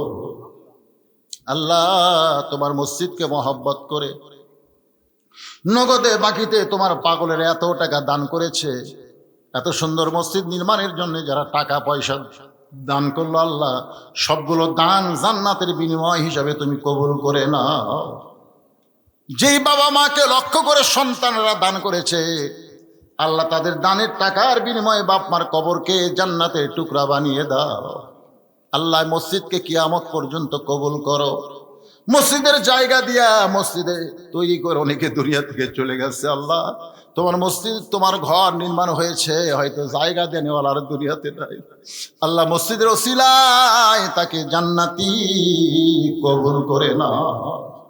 পর্দার অন্তরালে আমার মা বোনের আবেদা সালিহা পর্দানশী কবুল করে, মা ফাতেমার চরিত্র দান করে দাও। আমি অসুস্থ, আমার মতো অসুস্থ হয়ে যারা হাত তুলেছে আল্লাহ সুস্থতার নিয়ামত দান করো। মসজিদ কমিটির সভাপতি, সহসভাপতি, সেক্রেটারি, কেশিয়ার, মুসল্লি, ইমাম, মুয়াজ্জিন সকলকে আল্লাহ তুমি কবুল করো। আজকের মাহফিলের সভাপতি, সহসভাপতি, প্রধান অতিথি, বিশেষ অতিথি বিন্দুদের আল্লাহ তুমি কবুল করো। আমরা যারা হাত তুলেছি সকলেই জবান খুলে বলি রব্বির হামহুমা কামা রব্বায়ানি সগীরা। আল্লাহ আমাদের কলিজার টুকরা জনম দুঃখনী মা বাবা যাদের কবরে চলে গেছে আল্লাহ মেহেরবানি করে মা বাবার কবরকে জান্নাতের টুকরা কবুল করে না। একটা মিনিট একটু চিন্তা করেন তো সবাই, একটু চিন্তা করেন বাজান, যেই দুইটা হাত আল্লাহর দরবারে তুলেছেন, এই দুই হাতে কত কবরে আপনি মাটি দিয়েছেন, একটু চিন্তা করেন। এই দুই হাতে কত লাশ কবরের ঘরে নামাইস, এই দুই হাত দিয়া কত কবরে মাটি দিয়েছি। একদিন আমরা সবাই মরে যাব, আমরা কেউ থাকবো না দুনিয়ায়। যেদিন আমাদের মৃত্যু হবে আল্লাহ, দিনটা যেন জুমার দিন হয়, মাসটা যেন রমজান মাস হয়, ইমানের সাথে ইজ্জতের সাথে এই দুনিয়া থেকে বিদায় নেওয়ার কালে আমাদের জবানে তুমি জারি করে দিও লা ইলাহা ইল্লাল্লাহু মুহাম্মাদুর রাসূলুল্লাহ সাল্লাল্লাহু আলাইহি সাল্লাম। আসসালামু আলাইকুম ওয়া রাহমাতুল্লাহি ওয়া বারাকাতুহু। যারা বই নেবেন স্টেজের উপরে আসে, নিয়ে যাবেন ইনশাআল্লাহ।